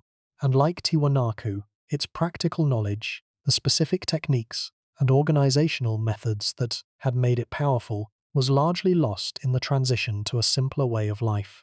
Let us also examine the case of Cahokia, the largest pre-Columbian settlement north of Mexico, because it illustrates yet another variation on the theme of civilizational collapse that resonates with Tiwanaku's story. Cahokia was located near the confluence of the Mississippi, Missouri, and Illinois rivers in what is now the state of Illinois. At its peak, around 1100 of the Common Era, it was a city of perhaps 10,000 to 20,000 people, centered on a massive earthen mound, Monk's Mound, that rises roughly 30 meters above the surrounding floodplain. Cahokia was the center of a cultural complex, the Mississippian culture, that spread across much of the eastern United States, and that shared certain features with Tiwanaku's sphere of influence: a dominant ceremonial center, a distinctive artistic and religious tradition, long-distance trade networks, and a political system that combined religious authority with economic power. By roughly 1300 of the Common Era, Cahokia was abandoned. The population declined, the political system fragmented. The mounds were left to erode. The causes remain debated, with proposals including environmental degradation from deforestation and flooding, political instability, and social conflict. But the pattern is consistent with what we have seen at Tiwanaku, Angkor, and elsewhere: a complex society built on a specific set of environmental and economic conditions that prove to be unsustainable over the long term. The ancestral Puebloans of the American Southwest offer perhaps the most emotionally resonant comparison, because their departure from Mesa Verde and Chaco Canyon was, in many ways, a mirror image of Tiwanaku's abandonment of the Altiplano. The ancestral Puebloans built elaborate cliff dwellings and great houses in the Four Corners region, constructing a complex society in an arid landscape that required careful management of limited water resources. When a severe drought struck the region in the late 13th century, lasting from roughly 1296 to 1299 of the Common Era, the major population centers were abandoned within a few decades. The people did not vanish. They migrated southward and eastward, eventually merging with or giving rise to the modern Pueblo peoples of New Mexico and Arizona. But the great houses fell silent, the cliff dwellings were emptied, and the organizational structures that had sustained them dissolved. The math is striking when we survey these cases together. Tiwanaku collapsed after approximately 500 years of regional dominance. The Wari collapsed at approximately the same time after a similar period of power. The Moche lasted roughly 700 years before environmental catastrophe ended their civilization. The Khmer Empire endured for roughly 600 years before its water management system was overwhelmed. Cahokia's florescence lasted roughly 300 years. The ancestral Puebloans' most intensive period of settlement in the Four Corners region lasted roughly 2 to 3 centuries before the Great Drought ended it. In every case, the civilization was shorter-lived than the environmental conditions that made it possible. In every case, the builders assumed permanence, but the environment delivered impermanence. And in every case, the knowledge accumulated over centuries of practice, the specific techniques and organizational methods that had allowed human beings to thrive in challenging environments, was partially or wholly lost when the civilization that carried it ceased to function. The phenomenon of sequential environmental crises, in which one stress weakens a society's capacity to cope with the next, is particularly well documented in the Andean archaeological record and provides essential context for understanding Tiwanaku's vulnerability. The Andes are among the most environmentally volatile regions on Earth.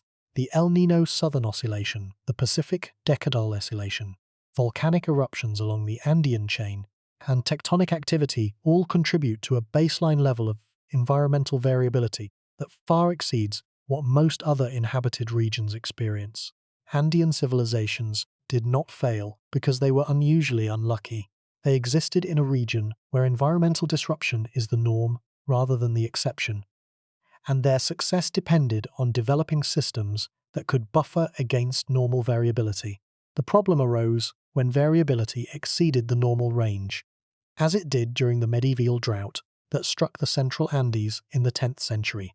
The paleoclimatologist Mark Abbott, working with sediment cores from Lake Titicaca, has demonstrated that the medieval drought was not the first severe dry period to affect the Lake Titicaca basin.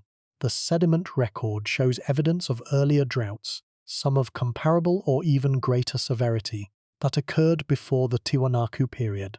The critical difference was that these earlier droughts struck populations that were less numerous, less concentrated, and less dependent on engineered agricultural systems.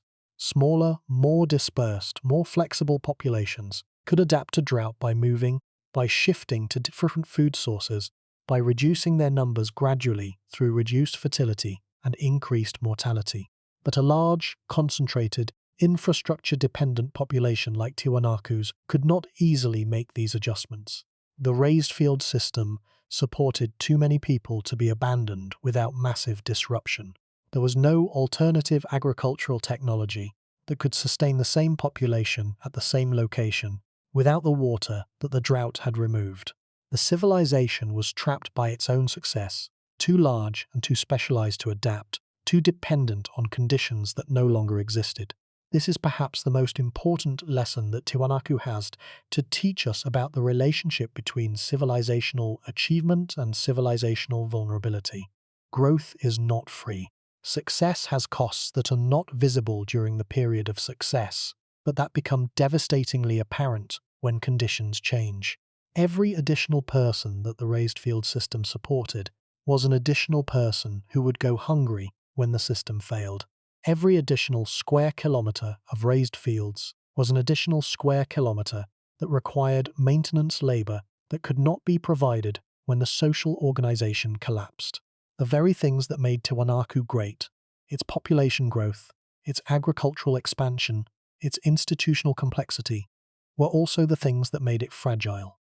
The greatness and the fragility were not separate qualities. They were the same quality, viewed from different moments in time. What these cases collectively reveal is not merely that civilizations can collapse. Everyone knows that. What they reveal is that civilizations built on engineered environmental systems are particularly vulnerable to a specific kind of collapse. The kind that comes when the environment changes in ways that the engineering was not designed to handle. A wall is only as strong as the forces it was designed to resist. An irrigation system is only as reliable as the water supply it was designed to distribute. A raised field system is only as productive as the water table it was designed to exploit. And when the forces exceed the design parameters, when the water supply fails, when the water table drops below the level the channels can reach, the system does not merely underperform, it fails entirely, because its functioning depends on conditions that are no longer present. There is no graceful degradation, there is only working and not working, and the transition from one state to the other can be devastatingly rapid. There is a deeper truth embedded in the ruins of Tiwanaku, a truth that extends far beyond the specifics of Andean history and speaks to the fundamental relationship between human civilization and the natural world. The truth is this: every complex civilization is an argument that a particular set of environmental conditions can be permanently exploited to sustain a particular way of life. Tiwanaku argued that the Altiplano could support a dense urban civilization if the right agricultural technology was applied. The Khmer argued that the monsoon lowlands of Southeast Asia could support an imperial capital if the right water management system was constructed. The Mosh argued that the coastal deserts of Peru could support monumental cities if the right irrigation networks were built. Each of these arguments was correct for a time, and each was eventually refuted by changes in the environmental conditions on which the argument depended. Let that sink in. The central achievement of each of these civilizations, the thing that made it possible, the thing that sustained it, the thing that its people were most proud of, was also the thing that made it fatally vulnerable. Tiwanaku's raised fields were both its greatest triumph and its most critical weakness. They solved the problem of feeding a population at nearly 4,000 meters above sea level, but they also created an absolute dependency on a water supply that proved to be unreliable over the long term. The solution and the vulnerability were the same thing, viewed from different moments in time. The American anthropologist Joseph Tainter, in his seminal study of civilizational collapse, published in 1988, argued that complex societies are inherently susceptible to what he called diminishing marginal returns on complexity. As societies grow more complex, they invest more and more resources in maintaining their administrative, military, religious, and infrastructure systems. Initially, these investments yield substantial returns: greater agricultural productivity, expanded trade, enhanced security, richer cultural life. But over time, the returns diminish.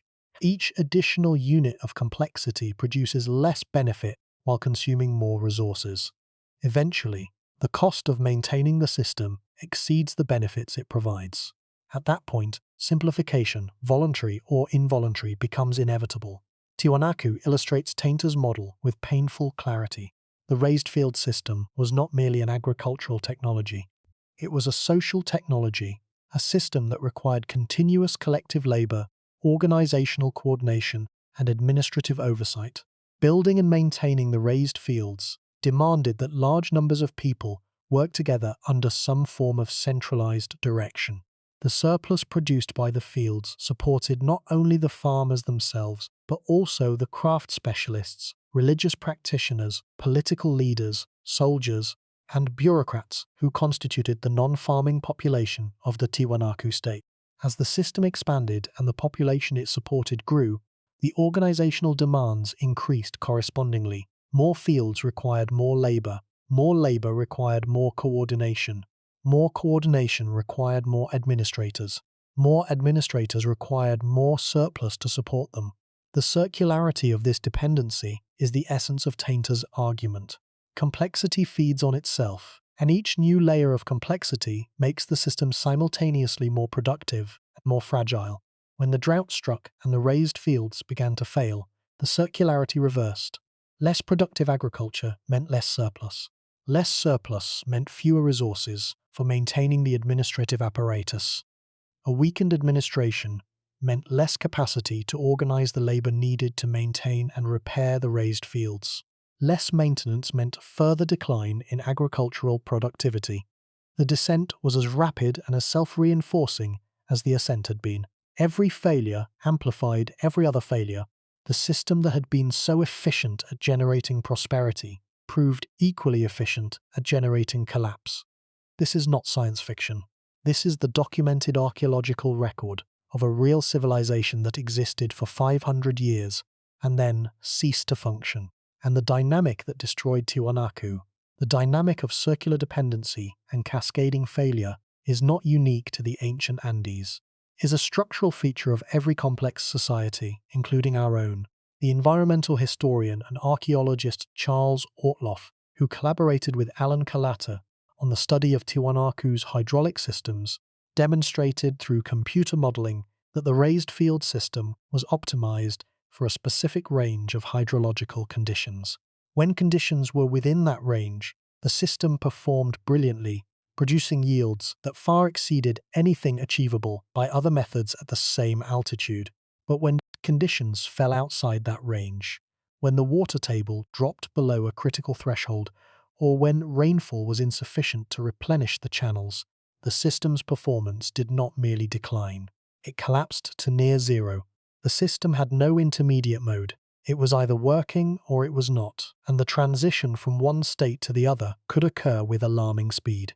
Ortloff's modelling suggests that a sustained reduction in rainfall of as little as 10 to 15%, persisting over several decades, would have been sufficient to push the raised field system past its operational threshold, triggering a rapid and irreversible decline in agricultural output. Let that sink in. Not a 50% reduction in rainfall, not a catastrophic drought in the sense that most people imagine. A modest, sustained reduction of 10 to 15%, continuing for long enough to drain the water reserves that had buffered the system against short-term variability. That was all it took. The margin between Tiwanaku's prosperity and its ruin was extraordinarily thin, thinner than anyone at the time could have known, thinner than the civilization's apparent grandeur would have suggested to any observer standing in the shadow of the Acapana or gazing at the gateway of the sun. The knowledge that was lost when Tiwanaku collapsed deserves specific and sustained attention because it represents a category of loss that is qualitatively different from the loss of buildings, ceramics, or trade goods. The raised field system was not a simple technology that could be described in a few sentences and replicated from a diagram.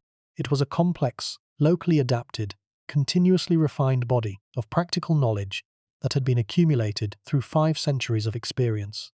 The farmers who built and maintained the Suka Kolu knew things about the behavior of water in the Altiplano landscape that no one alive today knows. They knew which soils held water best. They knew which channel configurations produced the most effective thermal buffering. They knew how to time their plantings to exploit the specific microclimate conditions created by the raised beds. They knew how to read the weather, the soil, and the water with a precision born of generations of intimate, daily interaction with the landscape. This knowledge was not stored in libraries or databases. It was stored in the hands and minds of working farmers, transmitted from parent to child through demonstration and practice, refined by trial and error over 500 years. When the system collapsed and the population dispersed, this knowledge dispersed with it, fragmenting into isolated shards that could no longer sustain the integrated whole. The tragedy of this loss is compounded by its consequences. When modern agronomists and archaeologists reconstructed the raised field system in the 1980s and 1990s, they discovered that it was significantly more productive than the conventional farming methods that had replaced it after Tiwanaku's collapse. The experimental raised fields produced dramatically higher yields, suffered less frost damage, and maintained soil fertility more effectively than flat field agriculture at the same altitude. The implication is sobering. For 500 years after Tiwanaku's fall, the people of the Altiplano farmed less effectively than their ancestors had, not because they lacked intelligence or industriousness, but because they had lost the specific knowledge that made the superior system work. The cost of civilizational collapse was measured not only in the ruin of temples and the dissolution of political structures, but in the empty stomachs of generations of people who did not know what their ancestors had known. the archaeological record preserves objects. It does not preserve meanings. We can hold the same kero that a Tiwanaku priest held 1,000 years ago. We can trace the same staff god imagery that once decorated temple walls. We can walk across the same raised fields that once fed a civilization. But we cannot know what the kero meant to the person who drank from it, what emotions the staff god evoked in the minds of worshippers, or what satisfaction the farmers felt when the harvest was good and the frost had held off for another season. These experiential dimensions of Tiwanaku's existence are gone beyond any possibility of recovery. They are the truly irreplaceable losses.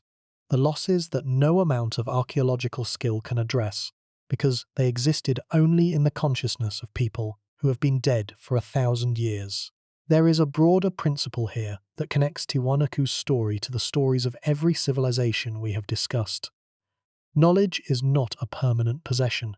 It is a process, a living relationship between people and their environment that must be continuously practiced to remain viable. Knowledge that is not practiced is forgotten.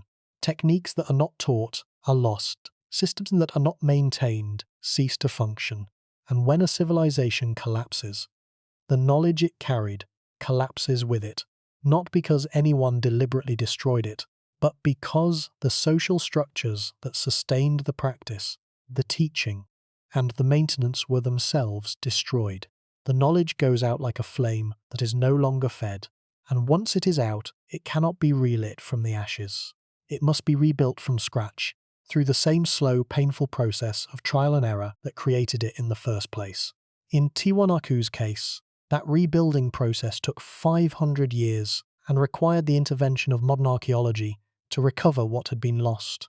The concept of resilience, borrowed from ecology and increasingly applied to the study of human societies, provides a useful framework for understanding why Tiwanaku proved unable to survive the medieval drought. Ecologists define resilience as the capacity of a system to absorb disturbance and reorganize while undergoing change, so as to retain essentially the same function, structure, and identity.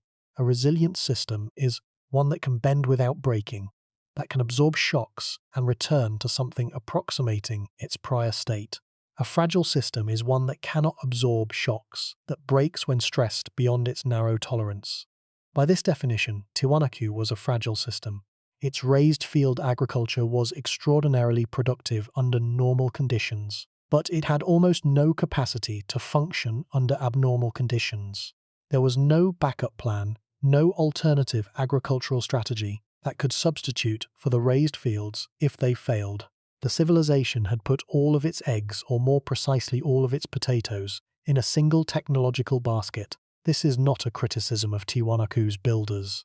They built the best system available to them, and it worked magnificently for 500 years.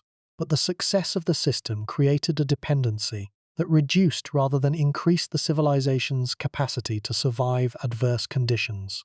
Every field that was converted to the Suka-Kolu system was a field that could no longer function without it. Every person who was supported by the surplus of the raised fields was a person who could not be fed if the surplus disappeared. The civilization's growth, its crowning achievement, was also its growing vulnerability. The ecologist C.S. Holling developed the concept of the adaptive cycle, a model of how systems, both ecological and social, move through recurring phases of growth, conservation, collapse, and reorganization. In Holling's model, the growth phase is characterized by expansion, increasing connectivity, and the accumulation of resources and capital. The conservation phase is characterized by stability, rigidity, and the increasing specialization of functions. The collapse phase occurs when the system's accumulated rigidities make it unable to cope with a disturbance, and the stored resources are rapidly released and redistributed. The reorganization phase follows, as the remnants of the old system recombine in new configurations and begin the cycle again. Tiwanaku's history maps onto Holling's adaptive cycle with striking precision. The growth phase corresponds to the centuries during which the raised field system expanded. The population grew, and the Tiwanaku state extended its influence across an ever wider territory. The conservation phase corresponds to the peak period of the civilization, when the system was fully developed, highly productive, but also highly rigid and specialized. The collapse phase corresponds to the drought-driven agricultural failure and political disintegration of the 10th and 11th centuries, and the reorganization phase corresponds to the post-Tiwanaku period of fragmentation, during which the remnants of the Tiwanaku population reorganized into smaller, simpler, more flexible communities that eventually became the building blocks of the Inca Empire. The adaptive cycle framework suggests that Tiwanaku's collapse was not merely a failure but a necessary stage in a larger process of social and ecological reorganization. The rigid, specialized, drought-vulnerable system that Tiwanaku had become needed to collapse before a more flexible, more resilient system could emerge. This is not a consolation. The collapse caused immense human suffering, as the skeletal evidence of malnutrition and stunted growth makes clear. But it is a recognition that collapse is not always the end of the story. Sometimes it is a painful but necessary transition between one way of organizing human life and another. The philosopher of technology, Lewis Mumford, wrote extensively about the relationship between technical achievement and social organization, arguing that the greatest danger of advanced technology is not that it might fail, but that it might succeed, creating a dependency so complete that the society can no longer imagine functioning without it. Mumford called this the mega machine, the total organization of human labor and material resources in service of a technological system that becomes an end in itself rather than a means to human flourishing. Tiwanaku was not a mega machine in Mumford's sense, but it illustrates the principle he identified. The raised field system was so successful that it became indispensable. The society could not function without it. And when it ceased to function, the society ceased with it. What does the story of Tiwanaku mean for us, living in the 21st century, in a world of global commerce, digital communication, and technologies that would have seemed miraculous to the people who built the Akapana? The temptation is to dismiss the comparison. Our civilization is different, we tell ourselves. We have science. We have engineering that can solve problems on a scale that Tiwanaku's builders could never have imagined. We have global trade networks that can supply food and resources from anywhere on Earth to anywhere else. We are not dependent on a single lake, a single crop, or a single set of environmental conditions. We assure ourselves, too complex, too connected, too knowledgeable to suffer the fate of a pre-literate civilization on a windswept plateau in the Andes. But the deeper lesson of Tiwanaku is not about the specific technology or the specific environment. It is about the relationship between complexity and fragility, between engineering and dependency, between the conditions that sustain a civilization and the civilization's ability to survive changes in those conditions. And that lesson applies with full force to the modern world. Our civilization, like Tiwanaku's, is built on engineered systems that require continuous inputs of energy and resources to function. Our agriculture depends on irrigation, fertilizer, mechanization, and a stable climate, all of which are subject to disruption. Our supply chains span the globe, which makes them efficient, but also makes them vulnerable to disruptions that originate thousands of kilometers from where their effects are felt. Our digital infrastructure, which we treat as the bedrock of modern life, depends on a continuous supply of electricity, rare earth minerals, undersea cables, and the social institutions that maintain and govern all of these systems. The Altiplano itself provides a haunting contemporary parallel. The communities that inhabit the Lake Titicaca Basin today face many of the same challenges that confronted Tiwanaku, though in modern guise. Climate change is altering precipitation patterns across the central Andes, with some models projecting reduced rainfall in the Altiplano region during the coming decades.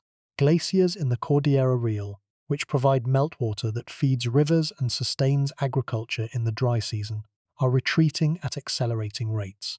Some smaller glaciers have already disappeared entirely. The water supply that sustains both agriculture and human habitation on the Altiplano is under pressure from forces that are, like the medieval drought, operating at scales that exceed the capacity of any local response. The Aymara and Quechua communities that currently inhabit the region around Tiwanaku's ruins are among the most economically marginalized populations in the Americas. They farm the same land that Tiwanaku's farmers cultivated, but they do so without the raised field system that made that land so productive 1,000 years ago. They face a changing climate with fewer resources and less institutional support than their ancestors possessed during Tiwanaku's heyday. There is a philosophical dimension to this that deserves attention. The ruins of Tiwanaku sit in plain view, visited by tourists, studied by archaeologists, declared a UNESCO World Heritage Site in 2000. They are visible, they are accessible, they are documented, and yet the knowledge they represent, the practical operational knowledge of how to build and maintain a civilization at nearly 4,000 meters above sea level, is gone. The ruins are monuments to forgotten competence, beautiful and mute, admired and misunderstood. We can measure the stones with laser precision. We can analyze the mortar with mass spectrometry. We can date the construction with radiocarbon. But we cannot know what the builders knew, because what they knew existed only in the doing, in the daily practice of building and farming and governing, and the doing ceased 1,000 years ago. This distinction between knowing about and knowing how is perhaps the most important lesson that Tiwanaku has to teach. Modern archaeology can tell us an enormous amount about the material remains of the civilization. It can tell us what was built, when it was built, and from what materials. It can tell us what people ate, where they traded, and how they buried their dead. But it cannot tell us how they organized their labor, how they made their decisions, how they resolved their conflicts, how they educated their children, or how they experienced the world. These are the forms of knowledge that constitute a civilization's living substance, and they are precisely the forms of knowledge that are lost when the civilization ceases to function. They are, in the language of philosophy, performative rather than propositional. They exist in actions, not in statements. They are known by doing, not by describing. And when the doing stops, the knowing stops with it. The writer and activist Wendell Berry has observed that the health of a culture is measured not by its monuments or its wealth, but by its competence, by the degree to which its members know how to do the things that sustain their collective existence. By this measure, Tiwanaku was an extraordinarily healthy culture during its 5 centuries of florescence. Its people knew how to feed themselves at an altitude that would defeat most modern agricultural systems. They knew how to quarry, transport, and shape stone with a precision that challenges modern engineers. They knew how to organize collective labor on a massive scale without the coercive apparatus of literacy, bureaucracy, or standing armies that characterized old world empires. Their competence was extraordinary, and its loss was complete. We live in an age when competence is increasingly concentrated in specialized institutions, rather than distributed across the general population. Most of us do not know how to grow food, purify water, generate electricity, or build shelter without the aid of systems and supply chains that we did not create and do not fully understand. This is not a criticism. It is a description of the nature of modern civilization, which achieves its power precisely through specialization and interdependence. But specialization and interdependence are also forms of vulnerability, as Tiwanaku's story makes clear. When the system works, specialization produces abundance. When the system fails, specialization produces helplessness. And the transition from one to the other can be faster than anyone expects. The Aymara communities of the Lake Titicaca Basin today maintain agricultural practices that include small-scale versions of the raised field technique, revived in part through the experimental work of archaeologists and agronomists in the 1980s and 1990s. These modern sukakolu are modest compared to the vast field systems of the Tiwanaku era, but they demonstrate that the knowledge, once lost, can be partially recovered through careful study of the archaeological remains. The recovery is imperfect. The modern reconstructions are based on inference and experiment rather than on a living tradition of practice. They lack the 5 centuries of accumulated refinement that the original system possessed. But they work. The crops grow. The frost protection functions. The yields exceed those of conventional flat-field agriculture at the same altitude. The partial recovery of a lost technology from its archaeological traces is both inspiring and sobering. inspiring because it demonstrates the power of systematic inquiry to recover knowledge from the past, sobering because it reminds us of how much was lost and how long the loss persisted before anyone thought to look for what had been forgotten. The concept of institutional memory, the knowledge that is carried by organizations rather than by individuals, is central to understanding what happens when a civilization collapses. Individuals know things, but institutions know how to coordinate what individuals know, how to transmit knowledge across generations, how to maintain complex systems that no single individual fully understands. Tiwanaku's raised field system was maintained by an institution, whether we call it a state, a temple hierarchy, or a confederation of communities, that coordinated the labor of thousands of people across a landscape of hundreds of square kilometers. When that institution dissolved, the individual knowledge of farmers, engineers, and administrators dispersed into isolated fragments that could no longer sustain the coordinated whole. It is not enough to know how to build a raised field.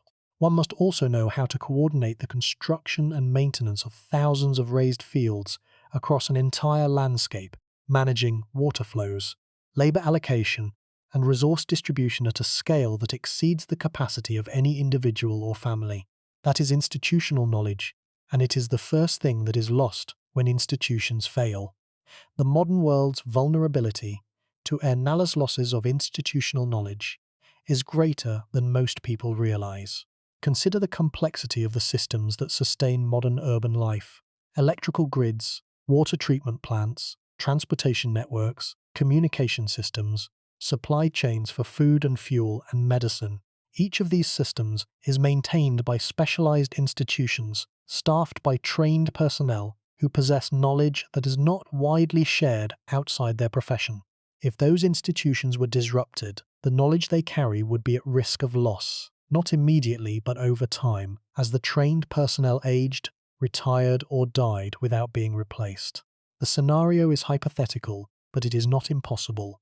And the lesson of Tiwanaku is that the loss of institutional knowledge can occur faster, and with more devastating consequences, than anyone expects while the system is still functioning. We began this journey with a question: how did a civilization build an empire at nearly 4,000 meters above sea level, sustain it for 500 years, and then lose everything? And the answer, after everything we have explored, is deceptively simple. Tiwanaku built its empire on the rain. It captured the rain in channels. It stored the rain in fields. It fed its people with the rain. It funded its temples, its armies, its trade networks, and its political system with the surplus that the rain produced. And when the rain diminished, everything that the rain had built diminished with it. The temples stood because they were made of stone, but the society that had built them dissolved because it was made of relationships, and relationships require sustenance, and sustenance required rain. There is a quietness to this ending that makes it difficult to grasp. No invading army swept across the Altiplano. No volcanic eruption buried the city under ash. No plague depopulated the settlement in a single terrible season. The sky simply offered less water than it had before. The channels drained. The fields dried. The frost came, year after year, killing crops that the water channels could no longer protect. And the people, over the course of generations, concluded that the place where their ancestors had built an empire was no longer a place where they could feed their families. They did not leave in a dramatic exodus. They drifted away, family by family, community by community, over the course of decades, until the monumental center stood empty, its great stones presiding over an absence where a civilization had been. Think about what was left behind. The Akapana, its stepped sides eroding slowly under the wind and rain. The Kalasasaya, its stone pillars standing like sentinels guarding an abandoned post. The Gateway of the Sun, its carved frieze depicting a god of weather who had ceased to answer prayers. The Ponce monolith holding its ceremonial cup in stone hands that would never drink again. Puma Punku, its precision cut blocks scattered across the ground like the pieces of a puzzle that no one remembers how to solve. And across the plain, the remnants of the raised fields, low ridges in the earth barely visible from the ground, detectable only from the air or by satellite, the fading traces of an agricultural system that had once fed an empire and that now fed nothing but grass. These ruins have stood on the Altiplano for more than 1,000 years. They have been visited by Inca emperors who did not know who had built them. They have been sketched by Spanish chroniclers who misidentified them as the work of giants or gods. They have been measured by European explorers who could not explain their precision. They have been looted by treasure hunters who cared nothing for their history. They have been quarried for building stone by people who valued the material more than the monument. And they have been studied, finally, by archaeologists who have laboured for decades to reconstruct from fragments the outline of a civilization that was once as vivid and as complex as our own. The Aymara people who live near the ruins today tell stories about Tiwanaku that mingle history with myth, memory with imagination. In some of these stories, the builders of Tiwanaku were giants who lived before the current age of the world. In others, they were the first people, created by the gods at the shores of Lake Titicaca and sent out into the world to populate its far corners. These stories are not historical accounts. They are something else, something perhaps more important. They are acts of memory, attempts to maintain a connection to a past that has been almost entirely severed by the passage of time. They are the threads by which the present holds on to the past, fragile threads that grow thinner with each passing generation, but that have not yet entirely broken. Tiwanaku was not merely a political entity or an economic system. It was a way of being human in a particular place, a particular altitude, a particular climate, a particular landscape. It was a way of reading the sky for signs of frost, of reading the soil for signs of moisture, of reading the lake for signs of change. It was a way of turning the hostile into the habitable, the barren into the fertile, the impossible into the everyday. And when it ended, that way of being human ended with it. The people survived. The culture survived, in fragments. But the specific knowledge of how to live magnificently at 4,000 meters above sea level, the knowledge that had been refined over 500 years of continuous practice, was gone. We cannot recover it. We can reconstruct approximations. We can build experimental raised fields and measure their yields. We can analyze soil chemistry and model water flows and calculate thermal gradients. But we cannot know what the farmers of Tiwanaku knew, because their knowledge was not merely technical. It was experiential. It was embodied in the rhythms of their days, the habits of their hands, the patterns of their attention. It was the kind of knowledge that can only be acquired by doing, year after year, generation after generation, in the same place, with the same soil and the same water and the same frost. That knowledge is gone. It went out with the last generation that practiced it, and no amount of archaeological ingenuity can bring it back. And yet the attempt to understand is itself an act of respect. To study Tiwanaku, to reconstruct its history from fragments and clues and educated guesses, is to refuse the silence that time has imposed on a people who deserve to be heard. It is to say that their achievement mattered, that their knowledge was valuable, that their loss diminishes us all. It is to insist, against the indifference of time and weather and politics, that something was here, something worth knowing about, something worth caring about, something worth mourning. The Altiplano endures. The wind still blows across the plateau, carrying dust and cold. The sun still burns with its fierce, high-altitude intensity. Lake Titicaca still gleams blue against the brown and golden grasslands, its surface reflecting the snow-capped peaks of the Cordillera. The potatoes and quinoa still grow, though in smaller quantities and with less protection than the sukakolu once provided. The llamas and alpacas still graze on the tough, wiry grasses of the puna. Life goes on, as it has gone on for millennia, at the edge of what the human body can endure, at the margin of what the land can provide. But the stones remain. They are the one thing that Tiwanaku's builders made that has not been erased by time. The stones of the Akapana, the Kalasasaya, the Puma Punku, the Gateway of the Sun, they remain. They have not moved. They have not dissolved. They have not returned to the earth from which they were quarried. They stand, patient and silent, under the immense sky of the Altiplano, bearing witness to something that once existed and that exists no longer. They cannot tell us what they saw. They cannot tell us who carved them or why, or what prayers were spoken over them, or what songs were sung in their shadow. They can only tell us, by their presence, that something was here, something remarkable, something that took 5 centuries to build and only a few generations to lose, something that transformed one of the harshest environments on Earth into a homeland for tens of thousands of human beings, and then, when the conditions changed, released them back into the landscape from which they had so briefly and so magnificently risen. The wind on the Altiplano carries many things. It carries dust from the dry season Earth. It carries cold from the snow-capped mountains. It carries the calls of birds and the distant bleating of alpaca herds. And it carries, if you listen carefully enough, a silence, not the silence of emptiness, the silence of aftermath. The silence that remains when a civilization has spoken its last word, offered its last prayer, planted its last field, and returned to the earth everything it had borrowed. That is the silence of Tiwanaku. It is the silence of an achievement so great that even its ruin commands respect.